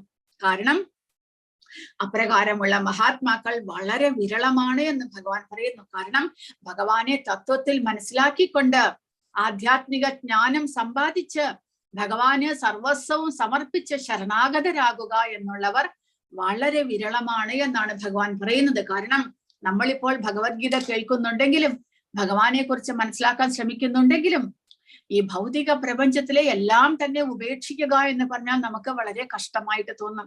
കാരണം ആ മായ അത്രമാത്രം ശക്തമാണ്. പക്ഷേ പടിപടിയായി ഓരോരോ ജന്മങ്ങളോളം നമ്മൾ കുറേശ്ശെ ഭഗവാന്റെ സേവകൾ ചെയ്ത് അവസാനം ആ വാസുദേവന് നമുക്ക് ഒരു ജന്മത്തിൽ ശരണാഗതനാകാനായിട്ട് സാധിക്കും എന്നാണ് ഭഗവാൻ പറയുന്നത്. ഒറ്റ ജന്മത്തിൽ തന്നെ മുഴുവനും ഭഗവാന് ശരണാഗതനായാൽ വളരെ വളരെ വളരെ ഉത്തമം. പക്ഷേ എങ്കിലും അതിന് സാധിക്കുന്നില്ലെങ്കിലും നമ്മൾ ഒരിക്കലും പരിശ്രമം വിടാൻ പാടില്ല. ഭഗവാനെ കുറിച്ച് നിരന്തരം കേൾക്കുക, ഭഗവാന്റെ നാമജപങ്ങൾ ചെയ്യുക. അങ്ങനെ ക്രമേണ നമുക്ക് പടിപടിയായിട്ട് മേലോട്ട് ഉയരാനായിട്ട് സാധിക്കും. അങ്ങനെ ജ്ഞാനി ഭഗവാനെ കുറിച്ചുള്ള അറിവ് സമ്പാദിച്ച് ഭഗവാനാണ് വാസുദേവ സർവമിതി, എല്ലാം വാസുദേവനാണ് എന്നുള്ള അറിവോടുകൂടി ജ്ഞാനി ശരണാഗതനാകുന്നു. അങ്ങനെ അദ്ദേഹത്തിന് ഭഗവാനെ പ്രാപിക്കാൻ സാധിക്കും എന്നാണ് ഭഗവാൻ പറയുന്നത്. ആത്മീയ ജീവിതം ശാശ്വതവും ആനന്ദദായകവുമായ പ്രവർത്തനങ്ങളാൽ നിറഞ്ഞതാണ് എന്നും അവ്യക്തിത്വം ശൂന്യത മാത്രമല്ല എന്നും അറിയാനായിട്ട് അജ്ഞാനിക്ക് സാക്ഷാത്കാരത്തിൽ സാധിക്കുന്നു. ഭൗതിക പ്രപഞ്ചം ആധ്യാത്മിക വൈവിധ്യത്തിന്റെ തലതിരിഞ്ഞ നിഴൽ മാത്രമാണ് എന്ന് മനസ്സിലാക്കുക. എല്ലാ കാരണങ്ങൾക്കും കാരണമായി ഭഗവാനെ മനസ്സിലാക്കുന്നു. അങ്ങനെ വാസുദേവന്റെ വിശ്വാത്മകമായ ദർശനത്തെ സാക്ഷാത്കരിക്കുന്നു. അങ്ങനെ ഭഗവാന്റെ കാരുണ്യത്തെ ആശ്രയിക്കാനായിട്ട് സാധിക്കുന്നു ജ്ഞാനിക്ക്. പരമദിവ്യോത്മ പുരുഷനാണ് ആത്മീയ സാക്ഷാത്കാരത്തിന്റെ ആത്യന്തിക ലക്ഷ്യം. അങ്ങനെ മനസ്സിലാക്കി അജ്ഞാനി അവസാനം ഭഗവാന് കീഴടങ്ങുകയാണ് ചെയ്യുന്നത്. അതിന് അനേക ജന്മങ്ങൾ വേണ്ടി വരുന്നു എന്നാണ് ഭഗവാൻ പറയുന്നത്. ഇനി അങ്ങനെ ജ്ഞാനമില്ലാത്ത മറ്റുള്ളവരാണെങ്കിലോ ഭഗവാനെ കുറിച്ച് അറിഞ്ഞുകൂടാ. അങ്ങനെയുള്ള കുറെ പേരുമുണ്ട്. ദുഷ്കൃതികളല്ല അവർ, പക്ഷെ ഭഗവാനെ കുറിച്ച് അറിവില്ല. അതുകൊണ്ട് എന്ത് ചെയ്യുന്നു? അവർ ദേവന്മാരെ ശരണം പ്രാപിക്കുന്നു അവരുടെ ആഗ്രഹ പൂർത്തീകരണത്തിനായിട്ട്. നേരത്തെ പറഞ്ഞ സുഹൃതികൾ ആഗ്രഹങ്ങൾ ഉണ്ടെങ്കിലും സ്ഥാനമോഹത്തിനും ധനത്തിനും വേണ്ടിയിട്ടാണെങ്കിലും അവർ ഭഗവാനെ ശരണം പ്രാപിച്ചു. അതുകൊണ്ട് സുഹൃതികളാണ്. എന്നാൽ ഭഗവാനെ കുറിച്ച് അറിവില്ലാത്ത അജ്ഞരായിട്ടുള്ള ചിലർ ദേവന്മാരെ ശരണം പ്രാപിക്കുന്നുണ്ട്. അങ്ങനെയുള്ള കുറച്ചു പേരെ കുറിച്ച് ഭഗവാൻ ഇവിടെ പറയുന്നു. കൂടാതെ ഭഗവാൻ ഒരു മനുഷ്യനായിരുന്നു, അതായത് അദ്ദേഹം ആധ്യാത്മികനായിരുന്നു എങ്കിലും ഇവിടെ അവതരിച്ചപ്പോൾ അദ്ദേഹം മനുഷ്യ ശരീരം സ്വീകരിച്ചു എന്ന് വിചാരിക്കുന്ന അവ്യക്തിഗതവാദികൾ, അവരെ രണ്ടുപേരെ കുറിച്ചാണ് ഭഗവാൻ ഇനി പറഞ്ഞു തരുന്നത്. ഒരു 10 നിമിഷം കൂടെ എല്ലാവരും ഇരിക്കാൻ അപേക്ഷിക്കുന്നു. കാരണം അങ്ങനെ നമുക്ക് ഇന്നത്തെ കൂടെ ഈ അധ്യായം അവസാനിപ്പിക്കാൻ ശ്രമിക്കാമെന്ന് വെച്ചിട്ടാണ്. കാമൈസ്തൈസ്തൃഹൃതജ്ഞാന പ്രപദ്യന്തേ അന്യദേവതാഃ തം തം നിയമമാസ്തായ പ്രകൃത്യാ നിയതാഃ സ്വയാ. ഭൗതിക അഭിലാഷങ്ങളാൽ അപഹരിക്കപ്പെട്ട ജ്ഞാനത്തോടു കൂടിയവർ ദേവന്മാരെ ശരണം പ്രാപിക്കുന്നു. പ്രത്യേക നിയമങ്ങളും നിബന്ധനകളും അനുസരിച്ച് അവർ സ്വപ്രകൃതിയാൽ ദേവന്മാരെ ആരാധിക്കുന്നു. അപ്പോൾ നമുക്ക് ഒരുപാട് ദേവന്മാരുണ്ട് ഭൗതിക പ്രകൃതിയിൽ. 33 കോടി ദേവന്മാർ എന്നെല്ലാം നമ്മൾ പറയും. ഓരോ ദേവന്മാർക്കും ഓരോ പൊസിഷൻ ഉണ്ട്. അപ്പോൾ നമ്മൾ മനസ്സിലാക്കേണ്ടത് ഈ ദേവന്മാരെല്ലാം തന്നെ ഭഗവാന്റെ ശരീരത്തിന്റെ വിശ്വരൂപത്തിലെ ശരീരത്തിന്റെ അംഗങ്ങളാണ്. അല്ലെങ്കിൽ നമ്മൾ ഇനിയൊരു വിധത്തിൽ മനസ്സിലാക്കേണ്ടത് ഈ ഭൗതിക പ്രകൃതിയുടെ സംരക്ഷണത്തിനായി കൊണ്ട് ഭഗവാനാൽ നിയോഗിക്കപ്പെട്ട ഓരോരോ പൊസിഷൻ കൊടുത്തിട്ടുള്ള സേവകരാണ്, ഭഗവാന്റെ സേവകരാണ് ഈ ദേവന്മാർ. കാരണം ഭഗവാനാണ് ആദി പുരുഷൻ, അദ്ദേഹമാണ് ഇവരെ എല്ലാം സൃഷ്ടിച്ചിരിക്കുന്നത്. എന്നാലും ഈ ദേവന്മാരെല്ലാവരും ഭഗവാന്റെ ഭക്തന്മാരായതുകൊണ്ടാണ് അവർക്ക് ഇങ്ങനെ ഒരു പൊസിഷൻ ഭഗവാൻ കൊടുത്തിരിക്കുന്നത്. അവർക്ക് ദൈവികമായ ചുമതലകൾ, പ്രകൃതിയുടെ നിയന്ത്രണത്തിനുള്ള ചുമതലകളെല്ലാം ഭഗവാൻ കൊടുത്തിരിക്കുന്നത് അവർ ഭക്തന്മാരായതുകൊണ്ടാണ്. അപ്പോൾ പക്ഷേ ജനങ്ങൾക്ക്, സാധാരണ ജനങ്ങൾക്ക് ഭഗവാനെ കുറിച്ചോ ദേവന്മാരെ കുറിച്ചോ ഉള്ള വ്യത്യാസത്തെ അറിയാത്തത് കൊണ്ട്, അവർക്ക് ഭഗവാനെ കുറിച്ചുള്ള പൂർണ്ണമായ അറിവില്ലാത്തത് കൊണ്ട്, അജ്ഞാനം മൂലം അവർ ഭൗതികമായിട്ടുള്ള തങ്ങളുടെ ആഗ്രഹങ്ങളെ പൂർത്തീകരിക്കാനായിട്ട് ദേവന്മാരെ ശരണം പ്രാപിക്കുന്നു. അതിനു വേണ്ടിയിട്ട് വേദങ്ങളിലെല്ലാം പല നിയമങ്ങളും നിബന്ധനകളും എല്ലാം കൊടുത്തിട്ടുണ്ട്. ശിവനെ പൂജിക്കണമെങ്കിൽ ഇങ്ങനെയെല്ലാം വേണം, സൂര്യനെ പൂജിക്കണമെങ്കിൽ ഇങ്ങനെയെല്ലാം വേണം, ഓരോ ദേവന്മാരെ പൂജിച്ചാൽ ലഭിക്കുന്ന വരങ്ങൾ എന്തൊക്കെയാണ്, ഇങ്ങനെയെല്ലാം തന്നെ വേദങ്ങളിൽ കൊടുത്തിട്ടുണ്ട്. അതനുസരിച്ച് നിയമങ്ങളും നിബന്ധനകളും അനുസരിച്ച് അവർ ആ ദേവന്മാരെ ആരാധിക്കുന്നു. എന്നാലോ ഭഗവാൻ പറയുന്നത്, യോ യോയാം യാം തനും ഭക്തഃ ശ്രദ്ധയാർച്ചിതും ഇച്ഛതി തസ്യ തസ്യാചലം ശ്രദ്ധാം താമേവ വിദധാമ്യഹം. ഭഗവാൻ പറയുന്നത്, ഭഗവാൻ പരമാത്മരൂപേണ നമ്മൾ ജീവജാലങ്ങളുടെ ഉള്ളിലും അതുപോലെ തന്നെ ദേവന്മാരുടെ ഹൃദയത്തിലും ഭഗവാൻ വസിക്കുന്നുണ്ട്. അപ്പോൾ എന്ത് സംഭവിക്കുന്നു? എനിക്ക് എന്റെ ഏതെങ്കിലും ഒരു ആഗ്രഹം സാധിപ്പിക്കാനായിട്ട് ആരെ പ്രാപിക്കണം എന്നുള്ള അറിവില്ല. ഞാൻ ആലോചിക്കുന്നു, എന്താണ് എനിക്ക് അത്യാവശ്യമായിട്ട് ഇങ്ങനെ ഒരു കാര്യം സാധിപ്പിക്കാനുണ്ട്. പക്ഷെ ഏത് ദേവനെ പ്രാപിച്ചാൽ എനിക്ക് ആ കാര്യം സാധിപ്പിക്കാമെന്നുള്ള അറിവില്ല. അപ്പോൾ പരമാത്മാവായിട്ട് എന്റെ ഹൃദയത്തിൽ വസിക്കുന്ന ആ ഭഗവാൻ, സാക്ഷാത് കൃഷ്ണൻ, എനിക്ക് അതിനുള്ള വഴി കാണിച്ചു തരുന്നു. ഭഗവാൻ പറയുന്നത്, ഞാൻ പരമാത്മരൂപേണ സർവഹൃദയങ്ങളിലും കുടികൊള്ളുന്നു. ഏത് ദേവതയെ ആരാധിക്കാൻ ആഗ്രഹിക്കുന്നുവോ ആ പ്രത്യേക മൂർത്തിയിൽ മുഴുവൻ ശ്രദ്ധയും കേന്ദ്രീകരിക്കത്തക്ക വിധം ഒരാളുടെ വിശ്വാസം ഉറപ്പിക്കുന്നത് ഞാനാണ് എന്ന് ഭഗവാൻ പറയുന്നു. അപ്പോൾ പരമാത്മാവായിട്ട് എല്ലാവരുടെ ഹൃദയത്തിലും ഭഗവാൻ വസിക്കുന്നുണ്ട്. അപ്പോൾ എനിക്കെന്തെങ്കിലും ഒരു ആഗ്രഹമുണ്ടെങ്കിൽ ആ ആഗ്രഹം സാധിപ്പിക്കാൻ ഇന്ന് ഭഗവാനെ ഞാൻ ആരാധിക്കണം എന്നുള്ള അറിവ് എനിക്ക് എവിടെ നിന്നെങ്കിലും കിട്ടിക്കഴിഞ്ഞാൽ ആ മൂർത്തിയിൽ, ആ ദേവതയിൽ പൂർണ്ണമായ വിശ്വാസവും ആരാധിക്കാനുള്ള മനസ്സും എല്ലാം തന്നെ എനിക്ക് തരുന്നത് ആ പരമാത്മാവായിട്ടുള്ള ഭഗവാനാണ്. അതുകൂടാതെ ആ ഭഗവാനിലൂടെ, ആ ദേവനിലൂടെ എന്റെ ആഗ്രഹം സാധിപ്പിച്ചു തരുന്നതും ഭഗവാൻ പരമാത്മാവായിട്ടുള്ള ഭഗവാൻ കൃഷ്ണൻ തന്നെ എന്ന് ഭഗവാൻ പറയുന്നു. അങ്ങനെ വിശ്വാസമുറച്ച് ഒരു ദേവനെ ആരാധിക്കാൻ മുതിരുന്ന വ്യക്തിക്ക് താൻ ഇച്ഛിക്കുന്നത് കൈവരും. വാസ്തവത്തിൽ ഈ അഭീഷ്ടം നിറവേറ്റുന്നത് ഞാൻ തന്നെ. അപ്പോൾ എനിക്ക് കുറച്ച് എന്തെങ്കിലും ഒരു ആഗ്രഹം വന്നു കഴിഞ്ഞാൽ, എനിക്ക് ഏത് ദേവനെ ആരാധിക്കണമെന്ന് മനസ്സിൽ തോന്നിക്കുന്നതും ആ ദേവനിൽ വിശ്വാസം ഉറപ്പിക്കുന്നതും ധൈര്യത്തോടു കൂടി ആ ദേവനെ ആരാധിച്ച് ആ ദേവനിൽ നിന്ന് എനിക്ക് വരം കൈവരാൻ, ആഗ്രഹം പൂർത്തീകരിക്കാനുള്ള വരം ലഭിക്കുന്നതും ആ വരം തരുന്നതും ആ ദേവനിൽ കുടികൊള്ളുന്ന പരമാത്മാവായിട്ടുള്ള ഭഗവാനാണ്.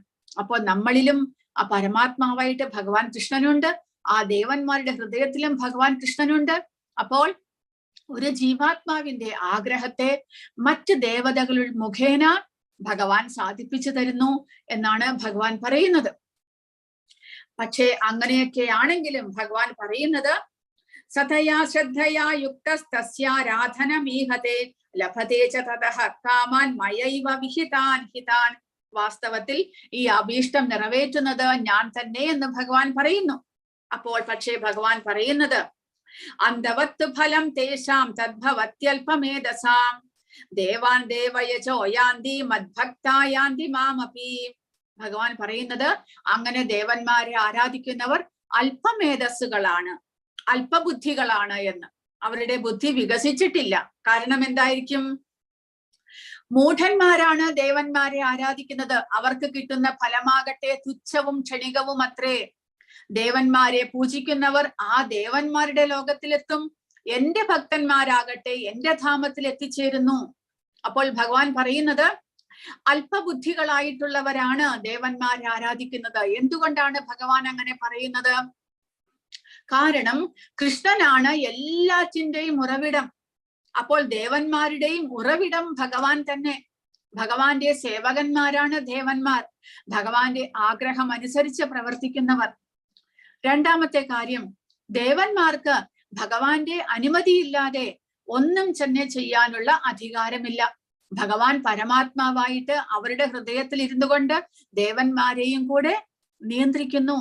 അപ്പോൾ നമുക്ക് എന്തെങ്കിലും വരം തരണമെങ്കിലും ആ പരമാത്മാവ് ആ ദേവന്മാരെ അനുഗ്രഹിക്കണം. അവരിലൂടെയാണ് പരമാത്മാവ് ആ ദേവന്മാർക്ക് അനുമതി നൽകിയാൽ മാത്രമേ ആ ദേവന്മാരിലൂടെ നമുക്കും വരം ലഭിക്കുകയുള്ളൂ. മൂന്നാമത്തെ കാര്യം, ദേവന്മാർ ഈ ഭൗതിക പ്രപഞ്ചത്തിലെ ജീവാത്മാക്കൾ തന്നെ. അവർ കുറച്ചുകൂടി ഉന്നതന്മാരാണ്, നമ്മളെക്കാൾ ഒരുപാട് ഉയർന്നവരാണ്. അവർക്ക് പ്രത്യേക ശക്തികളുണ്ട്. ഭഗവാനാണ് നേരിട്ട് അവരെ ഓരോ ദേവതന്മാരുടെ പൊസിഷനിൽ വെച്ചിരിക്കുന്നത്. എങ്കിലും അവർക്ക് നമ്മുടെ ജന്മമൃത്യു ജരാവ്യാധി പുനർജന്മത്തെ ഇല്ലാതാക്കാനുള്ള കഴിവില്ല എന്ന് മനസ്സിലാക്കുക. എന്നാൽ ഭഗവാനെ നമ്മൾ ആരാധിക്കുകയാണെങ്കിൽ ഭഗവാന് നമ്മുടെ ആഗ്രഹം പൂർത്തീകരിക്കാനും സാധിക്കും. പിന്നെയോ നമ്മൾ ഭക്തന്മാരായി തീർന്നു കഴിഞ്ഞാൽ നമ്മുടെ പുനർജന്മത്തെ ഇല്ലാതാക്കാനും ഭഗവാന് സാധിക്കുന്നു. നമുക്ക് നേരിട്ട് ഭഗവാന്റെ വിഷ്ണു ലോകത്തിലേക്ക് പ്രവേശിക്കാൻ സാധിക്കുന്നു. എന്നാലോ ദേവന്മാരെ ആരാധിക്കുന്നവർ ദേവന്മാരുടെ ലോകത്തിലേക്ക് മാത്രമേ എത്തുകയുള്ളൂ. അതെല്ലാം തന്നെ ഭൗതിക പ്രപഞ്ചത്തിലാണ്. ബ്രഹ്മാവിനെ ആരാധിക്കുന്നവർ ബ്രഹ്മലോകത്തിലെത്താം, ഇന്ദ്രനെ ആരാധിക്കുന്നവർക്ക് ഇന്ദ്രന്റെ സ്വർഗലോകത്തിലെത്താം, സൂര്യനെ ആരാധിക്കുന്നവർക്ക് സൂര്യലോകത്തിലേക്ക് എത്താം. എല്ലാ ലോകങ്ങളും ഈ ഭൗതിക പ്രപഞ്ചത്തിലാണ്. എന്നാൽ ഭഗവാൻ വിഷ്ണുവിന്റെ ലോകമാണെങ്കിലോ ആധ്യാത്മിക ലോകമാണ്. വിഷ്ണു ലോകം, വൈകുണ്ഠ ലോകത്തിലേക്ക് നമുക്ക് ഭഗവാൻ വിഷ്ണുവിനെ, കൃഷ്ണനെ ആരാധിച്ചു കഴിഞ്ഞാൽ പോകാൻ സാധിക്കുന്നു. അതുകൊണ്ടാണ് ഭഗവാൻ പറയുന്നത്, നമുക്ക് വിവരമില്ലാത്തത് കൊണ്ടാണ്, അറിവില്ലാത്തത് കൊണ്ടാണ്, അജ്ഞാനത്തിലാണ് നമ്മൾ ദേവന്മാരെ ആരാധിക്കുന്നത്. ഭൗതികമായ തുച്ഛമായിട്ടുള്ള ആഗ്രഹങ്ങൾ മൂലം നമ്മൾ ദേവന്മാരെ ആരാധിക്കുന്നു. അതുമൂലം നമുക്ക് ഒരിക്കലും ആധ്യാത്മിക ലോകത്തിലേക്ക് പ്രവേശിക്കാൻ സാധിക്കുന്നില്ല. വീണ്ടും വീണ്ടും പുനർജന്മത്തിലൂടെ നമുക്ക് ഭൗതിക പ്രപഞ്ചത്തിലേക്ക് തിരിച്ചു വരേണ്ടി വരുന്നു. കൃഷ്ണൻ ദേവതകളെ ആരാധിക്കാൻ ഒരു ജീവജാലത്തിന് ആവശ്യമുള്ള വിശ്വാസത്തെ സുസ്ഥിരമാക്കുന്നു. കൃഷ്ണൻ ജീവാത്മാക്കൾക്ക് ദേവന്മാരിലൂടെ ആനുകൂല്യം നൽകുന്നു. ഇതെല്ലാം തന്നെ കൃഷ്ണനെ കുറിച്ചുള്ള ജ്ഞാനമില്ലാത്തത് കൊണ്ടാണ്. ഫലമായിട്ട് ദേവഗ്രഹങ്ങളിലേക്ക് പോകാൻ സാധിക്കും, തിരിച്ച് ഭൗതിക ലോകത്തിലേക്ക് തിരിച്ചു വരേണ്ടതായിട്ട് വരുന്നു. എന്നാൽ കൃഷ്ണഭക്തന്മാർക്കോ കൃഷ്ണന്റെ പരമോന്നത ധാമത്തിലേക്ക് പോകാൻ സാധിക്കുന്നു. ദേവാരാധനയുടെ ഫലം എല്ലാം ക്ഷണികമാണ്. കൃഷ്ണനോടുള്ള ഭക്തിയുടെ ഫലമാണെങ്കിലോ പരിധിയില്ലാത്തതും ശാശ്വതവുമാണ് എന്ന് മനസ്സിലാക്കണം. ദേവന്മാരെ ആരാധിക്കുന്നത് മൂലം അവരിൽ നിന്ന് ലഭിക്കുന്ന ഫലം ക്ഷണികമായിരിക്കും. കാരണം ഭൗതിക പ്രപഞ്ചത്തിലെ എല്ലാം തന്നെ ക്ഷണികമാണ്, ശാശ്വതമല്ല. അത് ഈ ജന്മത്തിലേക്ക് മാത്രമേ സാധിക്കുകയുള്ളൂ. എന്നാൽ ഭഗവാൻ കൃഷ്ണനെ ആരാധിക്കുന്നത് നമ്മുടെ അടുത്ത ജന്മത്തിലേക്ക്, തുടർന്നുള്ള ജന്മത്തിലേക്ക് എല്ലാം തന്നെ നമുക്ക് വിശിഷ്ടമായിട്ടുള്ള ജന്മം ലഭിക്കാനും നമ്മുടെ പാപകർമ്മങ്ങളെ ഇല്ലാതാക്കാനും സാധിക്കുന്നു എന്നാണ് പറയുന്നത്. അതാണ് നമ്മൾ ശ്രേഷ്ഠമായിട്ടുള്ള പ്രവൃത്തികൾ എങ്ങനെ ചെയ്യണം ഭഗവാൻ ഉപദേശിക്കുകയാണ്. നമ്മൾ ഇതെല്ലാം ചെയ്യുന്നവരായതുകൊണ്ട് ഭഗവാൻ നമുക്ക് ശരിയായിട്ടുള്ള വഴി കാണിച്ചു തരികയാണ്. ഇങ്ങനെയുള്ള ഉപദേശങ്ങളിലൂടെ എന്ന് മനസ്സിലാക്കിക്കൊണ്ട് ഭഗവാന്റെ ആരാധനയാണ് ശ്രേഷ്ഠം എന്ന് മനസ്സിലാക്കിക്കൊണ്ട് അതിലൂടെ മാത്രമേ പുനർജന്മം ഇല്ലാതാക്കാൻ സാധിക്കുകയുള്ളൂ. അതിലൂടെ മാത്രമേ ശാശ്വതമായിട്ടുള്ള അനുഗ്രഹം ലഭിക്കുകയുള്ളൂ എന്ന് മനസ്സിലാക്കാൻ വേണ്ടിയിട്ട് ഭഗവാൻ ഈ ഉപദേശങ്ങൾ തരുന്നു. അവ്യക്തം വ്യക്തിമാപന്നം മന്യന്തേ മാമ ബുദ്ധയഃ പരം ഭാവമജാനന്ദോ മമാവ്യയമനുത്തമം.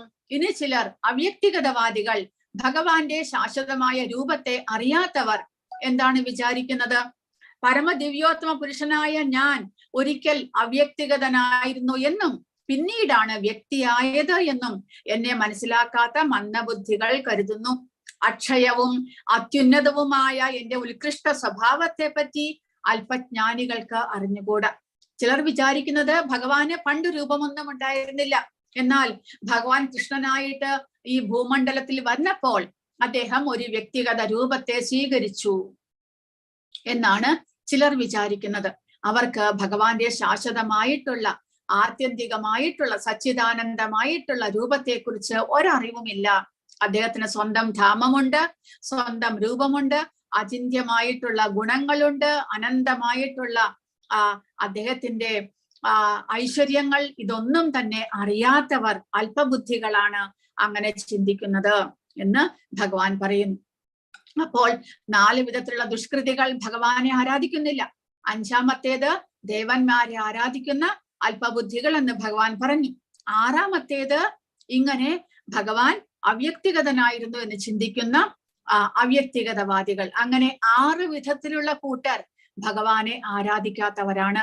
ഭഗവാൻ പറയുന്നു, അങ്ങനെ ഭഗവാനിൽ വിശ്വാസമില്ലാത്തവരും ഭഗവാനെ ആരാധിക്കാത്തവർക്കും ഭഗവാൻ ഒരിക്കലും പ്രത്യക്ഷനാകുന്നില്ല.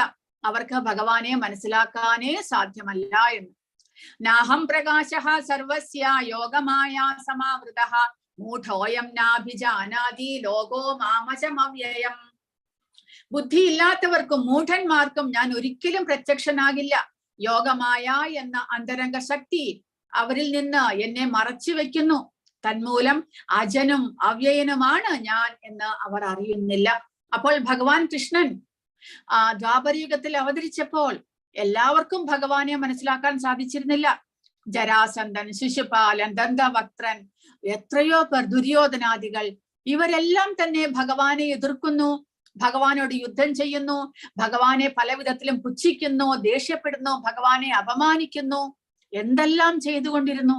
കാരണം അവർക്ക് ഭഗവാനിൽ വിശ്വാസമോ ഭഗവാനിൽ ഭക്തിയോ ഭഗവാനെ മനസ്സിലാക്കാത്തതോ ഇല്ലാത്തത് മൂലം എന്ത് സംഭവിച്ചു?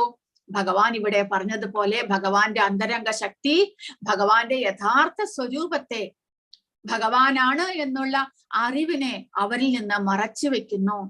അന്തരംഗ ശക്തിയാണ് യോഗമായ എന്ന് പറയുന്നത്. ആ യോഗമായ ഭഗവാന്റെ തന്നെ സ്വന്തം അന്തരംഗ ശക്തിയാണ്, സ്പിരിച്വൽ എനർജിയാണ്. ആ സ്പിരിച്വൽ എനർജിയിലൂടെയാണ് ഭഗവാൻ ഓരോ തവണയും അവതരിക്കുന്നതും ഭഗവാന്റെ ആധ്യാത്മിക ലീലകളെല്ലാം തന്നെ ചെയ്യുന്നതും. അപ്പോൾ ഇങ്ങനെ ഭഗവാനിൽ വിശ്വാസമില്ലാത്തവർക്കും ഭഗവാനെ പുച്ഛിക്കുന്നവർക്കും ഭഗവാനെ മനസ്സിലാക്കാൻ സാധിക്കാത്തവർക്കും നിരീശ്വരവാദികൾക്കും ആർക്കും തന്നെ ഭഗവാനെ തത്വത്തിൽ മനസ്സിലാക്കാനോ അറിയാനോ, ഭഗവാൻ നേരിട്ട് മുന്നിൽ പ്രത്യക്ഷപ്പെട്ടാലും അദ്ദേഹം ഭഗവാനാണ് എന്ന് മനസ്സിലാക്കാനോ സാധ്യമല്ല. കാരണം ഒരു കർട്ടൻ ഭഗവാന്റെ യഥാർത്ഥ രൂപത്തെയും ഗുണത്തെയും എല്ലാം തന്നെ ഇങ്ങനെയുള്ള വ്യക്തികളിൽ നിന്ന് മറച്ചു പിടിക്കുന്നു ഭഗവാന്റെ അന്തരംഗ ശക്തി.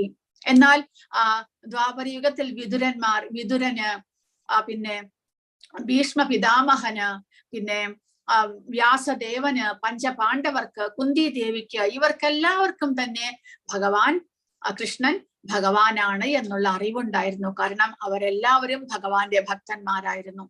എന്നാൽ മറ്റുള്ളവർ, ശിശുപാലൻ ഭഗവാനെ പല വിധത്തിലും അപമാനിക്കാൻ ശ്രമിച്ചുകൊണ്ടിരുന്നു. ജരാസന്ധൻ 18 തവണ ഭഗവാനോട് നേരിട്ട് യുദ്ധം ചെയ്തു. അതെല്ലാം ഭഗവാന്റെ ശക്തിയെക്കുറിച്ച്, ഭഗവാനെ തത്വത്തിൽ മനസ്സിലാക്കാത്തത് കൊണ്ടാണ് എന്ന് ഭഗവാൻ ഇവിടെ പറയുന്നു. അങ്ങനെയുള്ള ബുദ്ധിയില്ലാത്തവർക്ക്, മൂഢന്മാർക്കും ഭഗവാൻ ഒരിക്കലും പ്രത്യക്ഷനാകുന്നില്ല. അതാണ് ഭഗവാനെ ശരിക്ക് അറിയാത്തത് കൊണ്ടുള്ള അജ്ഞാനത്തിന്റെ ഫലമായിട്ടാണ് ഇവിടെ പറയുന്നത്. ശുദ്ധഭക്തന്മാർക്ക് മാത്രം, ഉദാഹരണത്തിന് ഭീഷ്മർ, പാണ്ഡവർ, മറ്റു ചിലർ, അവർക്ക് മാത്രമേ ഭഗവാൻ അറിയാനായിട്ട് സാധിച്ചുള്ളൂ. ഭക്തന്മാർ ഒഴികെ മറ്റെല്ലാവരും തങ്ങളെ പോലെയുള്ള ഒരാൾ മാത്രമാണ് ഭഗവാൻ കൃഷ്ണൻ എന്ന് കരുതി എന്നാണ് ഇവിടെ പറയുന്നത്. അപ്പോൾ ദ്വാപരയുഗത്തിൽ ഭഗവാന്റെ മഹാഭാരത കഥകൾ അല്ലെങ്കിൽ ഭാഗവതം വായിച്ചാൽ മനസ്സിലാകും. ഭഗവാനെ എതിർത്തവരെല്ലാവരും തന്നെ വിചാരിക്കുന്നത് ഭഗവാൻ നമ്മളെ പോലെ തന്നെയുള്ള ഒരു സാധാരണ ക്ഷത്രിയ രാജകുമാരനാണ്, രാജാവാണ് എന്നാണ്. എന്നാൽ മറ്റുള്ളവർക്ക് മനസ്സിലായിരുന്നു ഭഗവാൻ സാക്ഷാത് ഭഗവാൻ ആധ്യാത്മിക ലോകത്തിൽ നിന്ന് വന്നതാണ് എന്നുള്ള അറിവ് അവർക്കുണ്ടായിരുന്നു. ഇങ്ങനെ ഭഗവാനെ ആരാധിക്കാൻ നമുക്ക് ബുദ്ധിയില്ലാതെ വരുന്നത് എന്തുകൊണ്ടാണ്? ഭഗവാൻ പറയുന്നത് വ്യാമോഹം, നേരത്തെ പറഞ്ഞതുപോലെ ഭഗവാന്റെ ഗുണങ്ങൾ നമ്മളിൽ പ്രേരിപ്പിക്കുന്നു, നമ്മളെ മായികമായിട്ടുള്ള ശക്തി മൂലം നമ്മളെ വ്യാമോഹിപ്പിക്കുന്നു. അതിന് കാരണം നമ്മൾ ചെയ്യുന്ന പാപകർമ്മത്തിന്റെ ഫലമാണ്. അതാണ് ഭഗവാൻ ഇവിടെ പറയുന്നത്.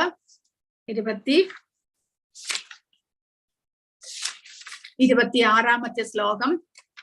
വേദാഹം സമതീതാനി വർത്തമാനാനി ചാർജുന ഭവിഷ്യാണി ച ഭൂതാനി മാം തു വേദന കശ്ചന. പരമപുരുഷനായ എനിക്ക് പണ്ടുണ്ടായതും ഇന്ന് സംഭവിക്കുന്നതും മേലിൽ വരാൻ പോകുന്നതുമായ എല്ലാം അറിയാം. എല്ലാ ജീവാത്മാക്കളും എനിക്ക് സുപരിചിതരാണ്, പക്ഷേ എന്നെ ആർക്കും അറിയില്ല.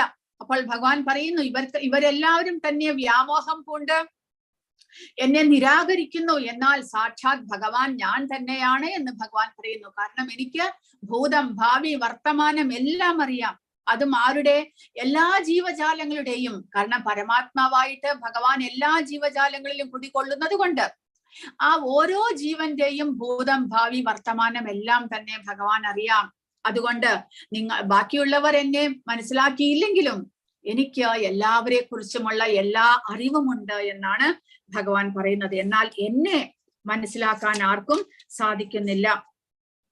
ഇച്ഛാദ്വേഷ സമുദ്ധാന ദ്വന്ദ്വമോഹേന ഭാരത സർവഭൂതാനി സമ്മോഹം സർഗേ യാന്തി പരം തപ. എല്ലാ ജീവജാലങ്ങളും ജനനം മുതൽക്കേ രാഗദ്വേഷങ്ങളാകുന്ന ദ്വന്ദ്ങ്ങളാൽ വ്യാമോഹിതരാകുന്നു. അതുമൂലമാണ് നമ്മൾ ഭഗവാനെ മനസ്സിലാക്കാൻ കഴിയാതെ പോകുന്നത് എന്നാണ് ഭഗവാൻ പറയുന്നത്. ജനനം മുതൽക്കേ രാഗദ്വേഷങ്ങൾ. എന്താണ് രാഗദ്വേഷങ്ങൾ എന്ന് നമ്മൾ മനസ്സിലാക്കണം. രാഗം എന്ന് പറഞ്ഞു കഴിഞ്ഞാൽ ഓരോ വസ്തുക്കളിലുമുള്ള, ഭൗതികമായ വസ്തുക്കളിലുള്ള ആസക്തി രാഗം. ദ്വേഷം എന്ന് പറഞ്ഞാൽ ചിലതിനോടുള്ള വിരക്തി, അതായത് ചിലത് നമുക്ക് ഇഷ്ടമാണ്, ഇഷ്ടം, അനിഷ്ടം, സുഖം, ദുഃഖം, ചൂട്, തണുപ്പ്, ഭയം, അഭയം, ഇതെല്ലാം ഇല്ലേ? അങ്ങനെ രാഗദ്വേഷങ്ങൾ എന്ന് പറഞ്ഞാൽ ചിലതിനോട് നമുക്ക് താല്പര്യമുണ്ടാകും, ഇഷ്ടമുണ്ടാകും, ചിലത് നമുക്ക് സന്തോഷം തരുന്നു, ചിലത് നമുക്ക് ദുഃഖം തരുന്നു, ചിലത് നമുക്ക് വെറുപ്പുണ്ടാക്കുന്നു, ചിലത് നമുക്ക് വിദ്വേഷം ഉണ്ടാക്കുന്നു. എല്ലാത്തിലും, ആഹാരം മുതൽക്ക് എല്ലാ കാര്യത്തിലും നമുക്ക് അങ്ങനെ രണ്ട് അഭിപ്രായം ഉണ്ടാകും. അതിനെയാണ് രാഗം, ദ്വേഷം എന്ന് പറയുന്നത്.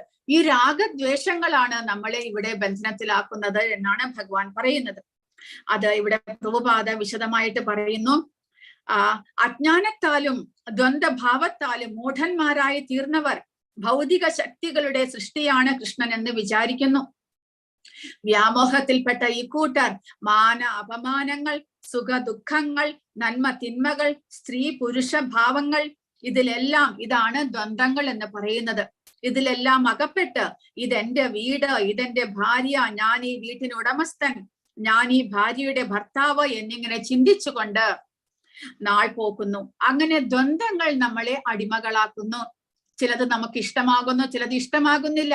അപ്പോൾ അങ്ങനെ വരുമ്പോൾ നമ്മുടെ വീട്ടിൽ തന്നെ അങ്ങനെ ചിലർക്ക് ചിലത് ഇഷ്ടം, ചിലർക്ക് വേറെ ചിലതാണ് ഇഷ്ടം. അങ്ങനെ വരുമ്പോൾ വീട്ടിൽ ആ ദ്വന്ദ്ങ്ങൾ മൂലം അഭിപ്രായ വ്യത്യാസമുണ്ടാകുന്നു. അങ്ങനെ നമ്മൾ ആ ശരീരബോധത്തിൽ പലതും പ്രവർത്തിക്കുന്നു. ഇതെല്ലാം തന്നെ നമ്മളെ ഇവിടെ ബന്ധനത്തിലാക്കുന്നു. അപ്പോൾ എല്ലാത്തിനോടും സമഭാവനയോടുകൂടി എല്ലാം കാണണമെന്നാണ് ഭഗവാൻ പറയുന്നത്. അപ്പോൾ ഇതിൽ നിന്നുള്ള മോചനം എങ്ങനെയാണ്? ഈ ദ്വന്ദ്ങ്ങളിൽ നിന്ന് മോചനം ചെയ്ത് ഭഗവാനെ ആർക്ക് ആരാധിക്കാൻ സാധിക്കും? യേശാം ദ്വന്ദ്ഗതം പാപം ജനാനാം പുണ്യകർമ്മണാം തേ ദ്വന്ദ്മോഹ നിർമുക്ത ഭജന്തേ മാം ദൃഢവ്രതാഃ. ആരാണോ ഈ ദ്വന്ദ്ങ്ങളെ മറികടക്കുന്നത്? എങ്ങനെ മറികടക്കാൻ സാധിക്കുന്നു അവർക്ക്? പൂർവജന്മത്തിലും ഈ ജന്മത്തിലും പുണ്യകർമ്മങ്ങൾ ചെയ്തിട്ടുള്ളവർ. കാരണം പാപകർമ്മത്തിന്റെ ഫലമായിട്ടാണ് നമുക്ക് ഇങ്ങനെ മനസ്സിൽ ദ്വന്ദ്ങ്ങൾ ഉണ്ടാകുന്നത്. നേരെ മറിച്ച് എപ്പോഴെങ്കിലും പുണ്യകർമ്മങ്ങൾ ചെയ്തിട്ടുണ്ട്, കൂടാതെ ഈ ജന്മത്തിലും പല പുണ്യകർമ്മങ്ങളും ചെയ്തു എന്നുണ്ടെങ്കിൽ അവരുടെ പാപകർമ്മ ഫലങ്ങളെ അവർക്ക് ഇല്ലാതാക്കാൻ സാധിക്കും. അങ്ങനെ പാപഫലങ്ങൾ നിർമാർജനം ചെയ്ത് ദ്വന്ദ്മോഹങ്ങളിൽ നിന്ന് അവർക്ക് മുക്തരാകാൻ സാധിക്കും എന്നാണ് ഭഗവാൻ പറയുന്നത്. അതുകൊണ്ട് ഭഗവാന്റെ ആരാധനകൾ ചെയ്യുക, പുണ്യകർമ്മങ്ങൾ ചെയ്യാൻ ശ്രമിക്കുക. പാപകർമ്മങ്ങൾ ഒരിക്കലും ചെയ്യാതെ നമ്മൾ ശ്രദ്ധിക്കണം. അതിനോടൊപ്പം ഭഗവാന്റെ ആരാധനകളും ഭഗവാന്റെ നാമജപം, ഭഗവാനെ കുറിച്ച് കേൾക്കുക എന്നെല്ലാം ആകുമ്പോൾ നമ്മുടെ പാപകർമ്മ ഫലങ്ങളെ നമുക്ക് പൂർത്തിയായിട്ടും ഇല്ലാതാക്കാൻ സാധിക്കും. അങ്ങനെ പാപകർമ്മ ഫലങ്ങൾ ഇല്ലാതായാൽ നമുക്ക് നേരിട്ട് ഭഗവാന്റെ ഭക്തിയിലേക്ക് ഉയരാൻ സാധിക്കും. അതിനുള്ള സാഹചര്യം ഭഗവാൻ തന്നെ സ്വയം നമുക്ക് ഉണ്ടാക്കി തരുന്നു. അങ്ങനെ പാപകർമ്മ ഫലങ്ങൾ ഉള്ളിടത്തോളം കാലം നമുക്ക് ഒരിക്കലും ഭഗവാനെ ഭജിക്കാൻ സാധ്യമല്ല. അപ്പോൾ ഭഗവാനെ ആരാധിക്കാനായിട്ട് പാപകർമ്മ ഫലങ്ങൾ ഇല്ലാതാകണം. പാപകർമ്മ ഫലങ്ങൾ ഇല്ലാതാകാനായിട്ട് നമ്മൾ ഭഗവാനെ ആരാധിക്കണം. അത് രണ്ടും കണക്റ്റഡ് ആണ്. അതായത് നമ്മൾ ഇപ്പോൾ അനേക ജന്മങ്ങളിലെ പാപകർമ്മ ഫലങ്ങൾ അനുഭവിച്ചു കൊണ്ടിരിക്കുന്നു. പക്ഷെ എങ്കിലും ഭഗവാനെ കുറിച്ച് നമ്മൾ കേട്ടുകൊണ്ടേ ഇരുന്നു കഴിഞ്ഞാൽ, ഭഗവാന്റെ നാമജപം ചെയ്തുകൊണ്ടേയിരുന്നാൽ നമുക്ക് ആ പാപകർമ്മ ഫലങ്ങളെ ഇല്ലാതാക്കാൻ സാധിക്കും. അങ്ങനെ നമുക്ക് നേരിട്ട് ഭഗവാന്റെ ആരാധനയിലേക്ക് ദൃഢനിശ്ചയത്തോടുകൂടി ഭഗവാന്റെ ആരാധനകൾ ചെയ്യണമെന്നുണ്ടെങ്കിൽ പാപകർമ്മ ഫലങ്ങളെ ഇല്ലാതാക്കണം. അപ്പോൾ ജീവസത്തകൾ എങ്ങനെയാണ് മായയ്ക്ക് കീഴിലാകുന്നത്? കൃഷ്ണനിൽ നിന്ന് വേറിട്ട് ആസ്വദിക്കാനുള്ള ആഗ്രഹം മായയ്ക്ക് കീഴിലാക്കുന്നു. പരിപൂർണ ജ്ഞാനാത്മകനായ ഭഗവാനിൽ നിന്ന് വ്യാമോഹത്താൽ വേർപെട്ടു പോകുമ്പോൾ ജീവൻ മായാശക്തിക്ക് അധീനപ്പെടുന്നു. മായാശക്തിയുടെ പ്രഭാവങ്ങളാണ് രാഗദ്വേഷങ്ങളാകുന്ന ദ്വന്ദ്ങ്ങൾ. അത്തരം ദ്വന്ദ്ങ്ങളുടെ ഫലമായിട്ട് ജീവാത്മാക്കൾ ഭഗവാനോട് ഏകീഭവിക്കാൻ ആഗ്രഹിക്കുന്നു. ഭഗവാനെ പോലെ തന്നെ തനിക്കുമാകണമെന്നുള്ള ആഗ്രഹമാണ് ഈ ദ്വന്ദ്വത്തിന്റെ ഫലം. അതാണ് ജീവസത്തയുടെ യഥാർത്ഥമായ പാപമായിട്ടുള്ള ആഗ്രഹം. അങ്ങനെ കൃഷ്ണന്റെ ഭഗവത് ഭാവത്തിൽ നമ്മൾ ഈർഷ്യാലുക്കളാകുന്നു. ഭൗതിക ശക്തികളുടെ സൃഷ്ടിയാണ് കൃഷ്ണൻ എന്ന് വിചാരിക്കുന്നു. മാനാപമാനം, നന്മ തിന്മ, സുഖം ദുഃഖം, സ്ത്രീ പുരുഷൻ തുടങ്ങിയവയാണ് മായയുടെ ദ്വന്ദ്ങ്ങളുടെ പ്രകടനങ്ങൾ. അങ്ങനെയുള്ള ദ്വന്ദ്വത്തിന്റെ ഫലമായിട്ട് നമ്മൾ ഭഗവാനെ പോലെ നമുക്കുമാകാം എന്നുള്ള ചിന്തയായിട്ട് മാറുന്നു. അങ്ങനെ നമ്മൾ ഭഗവാൻ ഒരു മനുഷ്യനാണ് എന്നുള്ള വിചാരത്തിലേക്കും എത്തിച്ചേരുന്നു. അപ്പോൾ അതിൽ നിന്നുള്ള മോചനം ഭഗവാനെ കുറിച്ച് മനസ്സിലാക്കുക, ഭഗവാന്റെ ഭക്തനാകുക, അങ്ങനെ ആ ദ്വന്ദ്ങ്ങളെ ഇല്ലാതാക്കാനായിട്ട് നമുക്ക് സാധിക്കും എന്നാണ് ഭഗവാൻ പറയുന്നത്. ഇനി അടുത്തതായിട്ട് 28ാമത്തെ ശ്ലോകത്തിലും ഭഗവാൻ പറയുന്നത്, നിശ്ചയദാർഢ്യമുള്ള ഭക്തി നിർഭരമായ സേവനം അനുഷ്ഠിക്കാൻ ആവശ്യമായ യോഗ്യത ഈ ജന്മത്തിലും മുൻ ജന്മത്തിലും ധാർമ്മികമായി പ്രവർത്തിച്ച് പാപപ്രതികരണങ്ങളെ കീഴടക്കിയിട്ടുള്ളവർ വ്യാമോഹത്തിന്റെ ദ്വന്ദ്ങ്ങളിൽ നിന്ന് മോചിതരാകുന്നു. അങ്ങനെ ഭഗവാനെ ആരാധിക്കുന്നു. അതാണ് ശുദ്ധ ഭക്തിയുടെ സേവനത്തിലേക്ക് ഉയരാനുള്ള വഴിയായിട്ട് പറയുന്നത്. ഇനി വേറൊരു കൂട്ടർ ഭഗവാനെ ആരാധിക്കുന്ന ഇനിയൊരു കൂട്ടരെ കുറിച്ച് പറയുകയാണ്. ജരാമരണമോക്ഷായ മാമാശ്രിത്യ തന്തിയേ തേ ബ്രഹ്മ തദ്വിദുഹു കൃഷ്ണം അധ്യാത്മം കർമ്മചാകിലം. വാർദ്ധക്യത്തിൽ നിന്നും മൃത്യുവിൽ നിന്നും മോചനം നേടാൻ പ്രയത്നിക്കുന്ന ബുദ്ധിമാന്മാർ ഭക്തിഭരിതമായ സേവനത്താൽ എന്നെ ആശ്രയിക്കുന്നു. ആധ്യാത്മിക പ്രവർത്തനങ്ങളെ പറ്റി പൂർണ്ണ ജ്ഞാനമുള്ള അവർ വാസ്തവത്തിൽ ബ്രഹ്മം തന്നെ. അപ്പോൾ ബ്രഹ്മം എന്ന് പറയുന്നത് ആധ്യാത്മികമായിട്ടുള്ള അവസ്ഥയാണ്. നമ്മൾ ദേഹബോധത്തിൽ നിന്ന് നമ്മൾ ആത്മാവാണ്, ആധ്യാത്മികനാണ് എന്നുള്ള അറിവിലേക്ക് ഉയരുക. അങ്ങനെ ചെയ്യുന്നവരാരാണ്? ഭക്തന്മാർ, പരിശുദ്ധ ഭക്തന്മാർ. അവർ വാർദ്ധക്യ ജന്മമൃത്യുവിൽ നിന്ന് മോചനം നേടാൻ വേണ്ടിയിട്ട് അവർ ഭഗവാനെ ആശ്രയിക്കുന്നു. ഭഗവാനെ ആശ്രയിച്ച് ഭഗവാന്റെ ഭക്തിഭരിതമായ സേവനങ്ങൾ നേടി പരിശുദ്ധരായിട്ട് തീരുമ്പോൾ അവർക്ക് അറിവുണ്ടാകുന്നു, ഞാൻ ഈ ശരീരമല്ല, ഞാൻ അതിനുള്ളിൽ വസിക്കുന്ന ബന്ധനത്തിൽ അയക്കപ്പെട്ടിരിക്കുന്ന ആത്മാവാണ് എന്നുള്ള അറിവുണ്ടാകുന്നു. അതാണ് ബ്രഹ്മം എന്ന് പറയുന്നത്. ഇവിടെ ബ്രഹ്മം എന്ന് പറയുന്നത് ആധ്യാത്മികമായ അവസ്ഥയെ പ്രാപിക്കുക. ജീവാത്മാവിന് തന്റെ ആധ്യാത്മികമായിട്ടുള്ള സ്വരൂപത്തെ കുറിച്ചുള്ള അറിവുണ്ടാകുന്ന, ജ്ഞാനമുണ്ടാകുന്ന അവസ്ഥ. അങ്ങനെയുള്ളവരും ഭഗവാനെ ആശ്രയിക്കുന്നവരാണ് എന്ന്. സാധിഭൂതാദിദൈവം മാം സാധി യജ്ഞം ചയേ വിദുഹു പ്രയാണകാലേ പിച്ചമാം തേ വിദുർയുക്ത ചേതസഹ. എന്നെ അറിയുകയും ഭഗവാനെ സത്യത്തിൽ മനസ്സിലാക്കണം. അതാണ് ഭഗവാനെ അറിയുക എന്ന് പറയുന്നത്. അതായത് എല്ലാത്തിന്റെയും ഉത്ഭവസ്ഥാനം ഭഗവാനാണ്.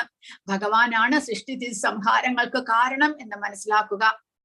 കൂടാതെ എപ്പോഴും എന്നെ കുറിച്ചുള്ള ബോധം പുലർത്തുകയും ചെയ്യുന്നവർ, അതായത് എല്ലാ പ്രവൃത്തികളും ചെയ്യുമ്പോഴും ഭഗവാനുമായിട്ട് എല്ലാത്തിനെയും കണക്ട് ചെയ്ത്, ഭഗവാൻ എല്ലാമായിട്ട് ഭഗവാന്റെ ഊർജത്തിലാണ്, ശക്തിയിലാണ് എല്ലാം നിൽക്കുന്നത് എന്ന് മനസ്സിലാക്കിക്കൊണ്ട് ഭഗവാനുമായിട്ട് സംബന്ധിച്ചുള്ള പ്രവർത്തനങ്ങൾ മാത്രം ചെയ്യുന്നവർ, ഭൗതിക പ്രപഞ്ചങ്ങളുടെയും ദേവന്മാരുടെയും സർവയജ്ഞങ്ങളുടെയും നിയന്താവായ ഭഗവാനാണ് ഞാൻ എന്നറിയുന്നവർ, അതായത് ഭൗതിക പ്രകൃതിയുടെ എല്ലാത്തിന്റെയും ഉത്ഭവസ്ഥാനം ഭഗവാനാണ്, ദേവന്മാരുടെ ഉത്ഭവസ്ഥാനം ഭഗവാനാണ്, യജ്ഞങ്ങളെല്ലാം ചെയ്ത് സന്തോഷിപ്പിക്കേണ്ടത് ഭഗവാനെയാണ് എന്ന് മനസ്സിലാക്കുന്നവർ മരണസമയത്ത് പോലും ഭഗവാനെ സ്മരിക്കും. അപ്പോൾ സദാസമയവും ഭഗവാനെ കുറിച്ച് നമ്മൾ ഓർക്കണം. ഭഗവാന്റെ നാമജപം ചെയ്ത് ഭഗവാനെ തത്വത്തിൽ മനസ്സിലാക്കിക്കൊണ്ട് നമ്മൾ ഭഗവാനെ ആരാധിക്കുക. അതിനു വേണ്ടിയിട്ട് നിരന്തരം ഭഗവാനെ കുറിച്ച് കേൾക്കുക, ശ്രവണം, കീർത്തനം, ഭഗവാന്റെ നാമജപങ്ങൾ ചെയ്യുക. പിന്നെയോ സ്മരണം, ഭഗവാനെ കുറിച്ച് സദാസമയം സ്മരിക്കുക. എങ്ങനെ? ഭഗവാനാണ് എല്ലാത്തിന്റെയും ഉത്ഭവസ്ഥാനവും ഈശ്വരനും എന്ന് മനസ്സിലാക്കിക്കൊണ്ട് ഭഗവാനെ ശ്രവണം, കീർത്തനം, സ്മരണം, അങ്ങനെ ഭഗവാനെ ആരാധിച്ചു കൊണ്ടിരിക്കുന്നവർക്ക് അവരുടെ പാപകർമ്മങ്ങളെല്ലാം തന്നെ തീരുന്നു. മരണം അടുക്കുന്തോറും അവരുടെ പാപകർമ്മ ഫലങ്ങൾ തീരുന്നത് കൊണ്ട് മരണസമയത്തും ഭഗവാനെ ഓർക്കുവാൻ അവർക്ക് സാധിക്കും. എങ്ങനെയാണോ ഭീഷ്മ പിതാമഹന് അദ്ദേഹത്തിന്റെ ആഗ്രഹമായിരുന്നു അദ്ദേഹത്തിന്റെ മരണസമയത്ത് ഭഗവാൻ തന്റെ മുന്നിൽ ഉണ്ടായിരിക്കണമെന്ന്. അതനുസരിച്ച് ഭഗവാൻ അദ്ദേഹത്തിന്റെ മുന്നിൽ പഞ്ചപാണ്ഡവരോടൊപ്പം വരുന്നു. പഞ്ചപാണ്ഡവർക്ക് ഭീഷ്മദേവൻ തന്റെ ഉപദേശങ്ങൾ കൊടുക്കുന്നു, എങ്ങനെ ധാർമ്മികമായിട്ട് രാജ്യം ഭരിക്കാമെന്ന്. അവസാനം ഭഗവാൻ കൃഷ്ണൻ തന്റെ ചതുർഭുജധാരിയായിട്ടുള്ള നാരായണ രൂപം കാണിച്ചു കൊടുക്കുന്നു. അങ്ങനെ ഭീഷ്മദേവർ ഇവിടെ നിന്ന് മോക്ഷം പ്രാപിച്ചു പോകുന്നു. അതാണ് ഉദാഹരണമായിട്ട് കൊടുക്കുന്നത്. മരണവേളയിലും ഭഗവാനെ ഓർക്കാൻ സാധിക്കണമെന്നുണ്ടെങ്കിൽ സദാസമയവും ഭഗവാന്റെ സേവനങ്ങൾ ചെയ്ത് ഭഗവാനെ ആരാധിച്ചു കൊണ്ടിരിക്കാനായിട്ട് നമ്മൾ ശ്രമിക്കുക. ഭക്തന്മാർ ഭഗവാനെ മരണസമയത്ത് പോലും അറിയുന്നു, എന്നിട്ട് ഭഗവാനിൽ എത്തിച്ചേരുന്നു. കൃഷ്ണാവബോധത്തിൽ പ്രവർത്തിക്കുന്ന വ്യക്തിക്ക് ലഭിക്കുന്ന ഉറപ്പാണത്. ഭഗവാനെ കുറിച്ചുള്ള ജ്ഞാനത്തിന്റെ മാർഗത്തിൽ നിന്ന് അവർ ഒരിക്കലും വ്യതിചലിക്കുന്നില്ല. അതീന്ദ്രിയ സമ്പർക്കം കൊണ്ട് ഭഗവാനെ അറിയാൻ കഴിയുന്നു. ഭഗവാൻ ഏത് വിധത്തിൽ ഭൗതിക പ്രപഞ്ചത്തെയും ദേവന്മാരെയും കൂടി നിയന്ത്രിക്കുന്നു എന്ന് അവർക്ക് അറിയാൻ സാധിക്കുന്നു. ക്രമേണ അയാൾക്ക് ഭഗവാനിൽ വിശ്വാസദാർഢ്യം ഉണ്ടാകുന്നു. അയാൾക്ക് മരണസമയത്ത് കൃഷ്ണനെ വിസ്മരിക്കാൻ കഴിയില്ല. അതുകൊണ്ട് ഗോലോക വൃന്ദാവനത്തിൽ എത്തിച്ചേരും. അപ്പോൾ അതിനു വേണ്ടിയിട്ടാണ് ഭഗവാൻ ഈ 5 അധ്യായങ്ങളിലൂടെ ഭഗവാനെ കുറിച്ചുള്ള അറിവ് നമുക്ക് പറഞ്ഞു തരുന്നത്. ഭഗവാനെ കുറിച്ച് നമുക്ക് മനസ്സിലാക്കണമെങ്കിൽ ഭഗവാൻ തന്നെ നമുക്ക് പറഞ്ഞു തരണം. കാരണം അദ്ദേഹം അനാദിയാണ്, ആദിയാണ്. അദ്ദേഹത്തെ കുറിച്ചുള്ള അറിവ് പിന്നീട് വന്നവർക്ക് അറിയാൻ സാധിക്കുകയില്ല. അതുകൊണ്ട് ഭഗവാൻ സ്വയം അദ്ദേഹത്തെ കുറിച്ച് നമുക്ക് പറഞ്ഞു തരികയാണ്.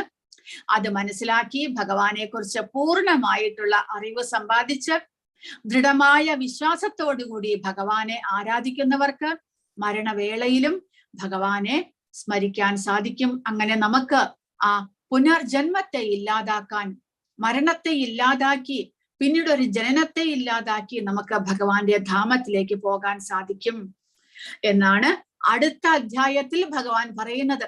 മരണവേളയിലും ഭഗവാനെ സ്മരിക്കുന്നതിന്റെ ഫലം എന്താണ്? 8ാമത്തെ അധ്യായത്തിൽ ഭഗവാൻ നമുക്ക് പറഞ്ഞു തരുന്നു. ഹരേ കൃഷ്ണ. ആർക്കെങ്കിലും എന്തെങ്കിലും സംശയങ്ങളോ ചോദ്യങ്ങളോ ഉണ്ടെങ്കിൽ ചോദിക്കുക.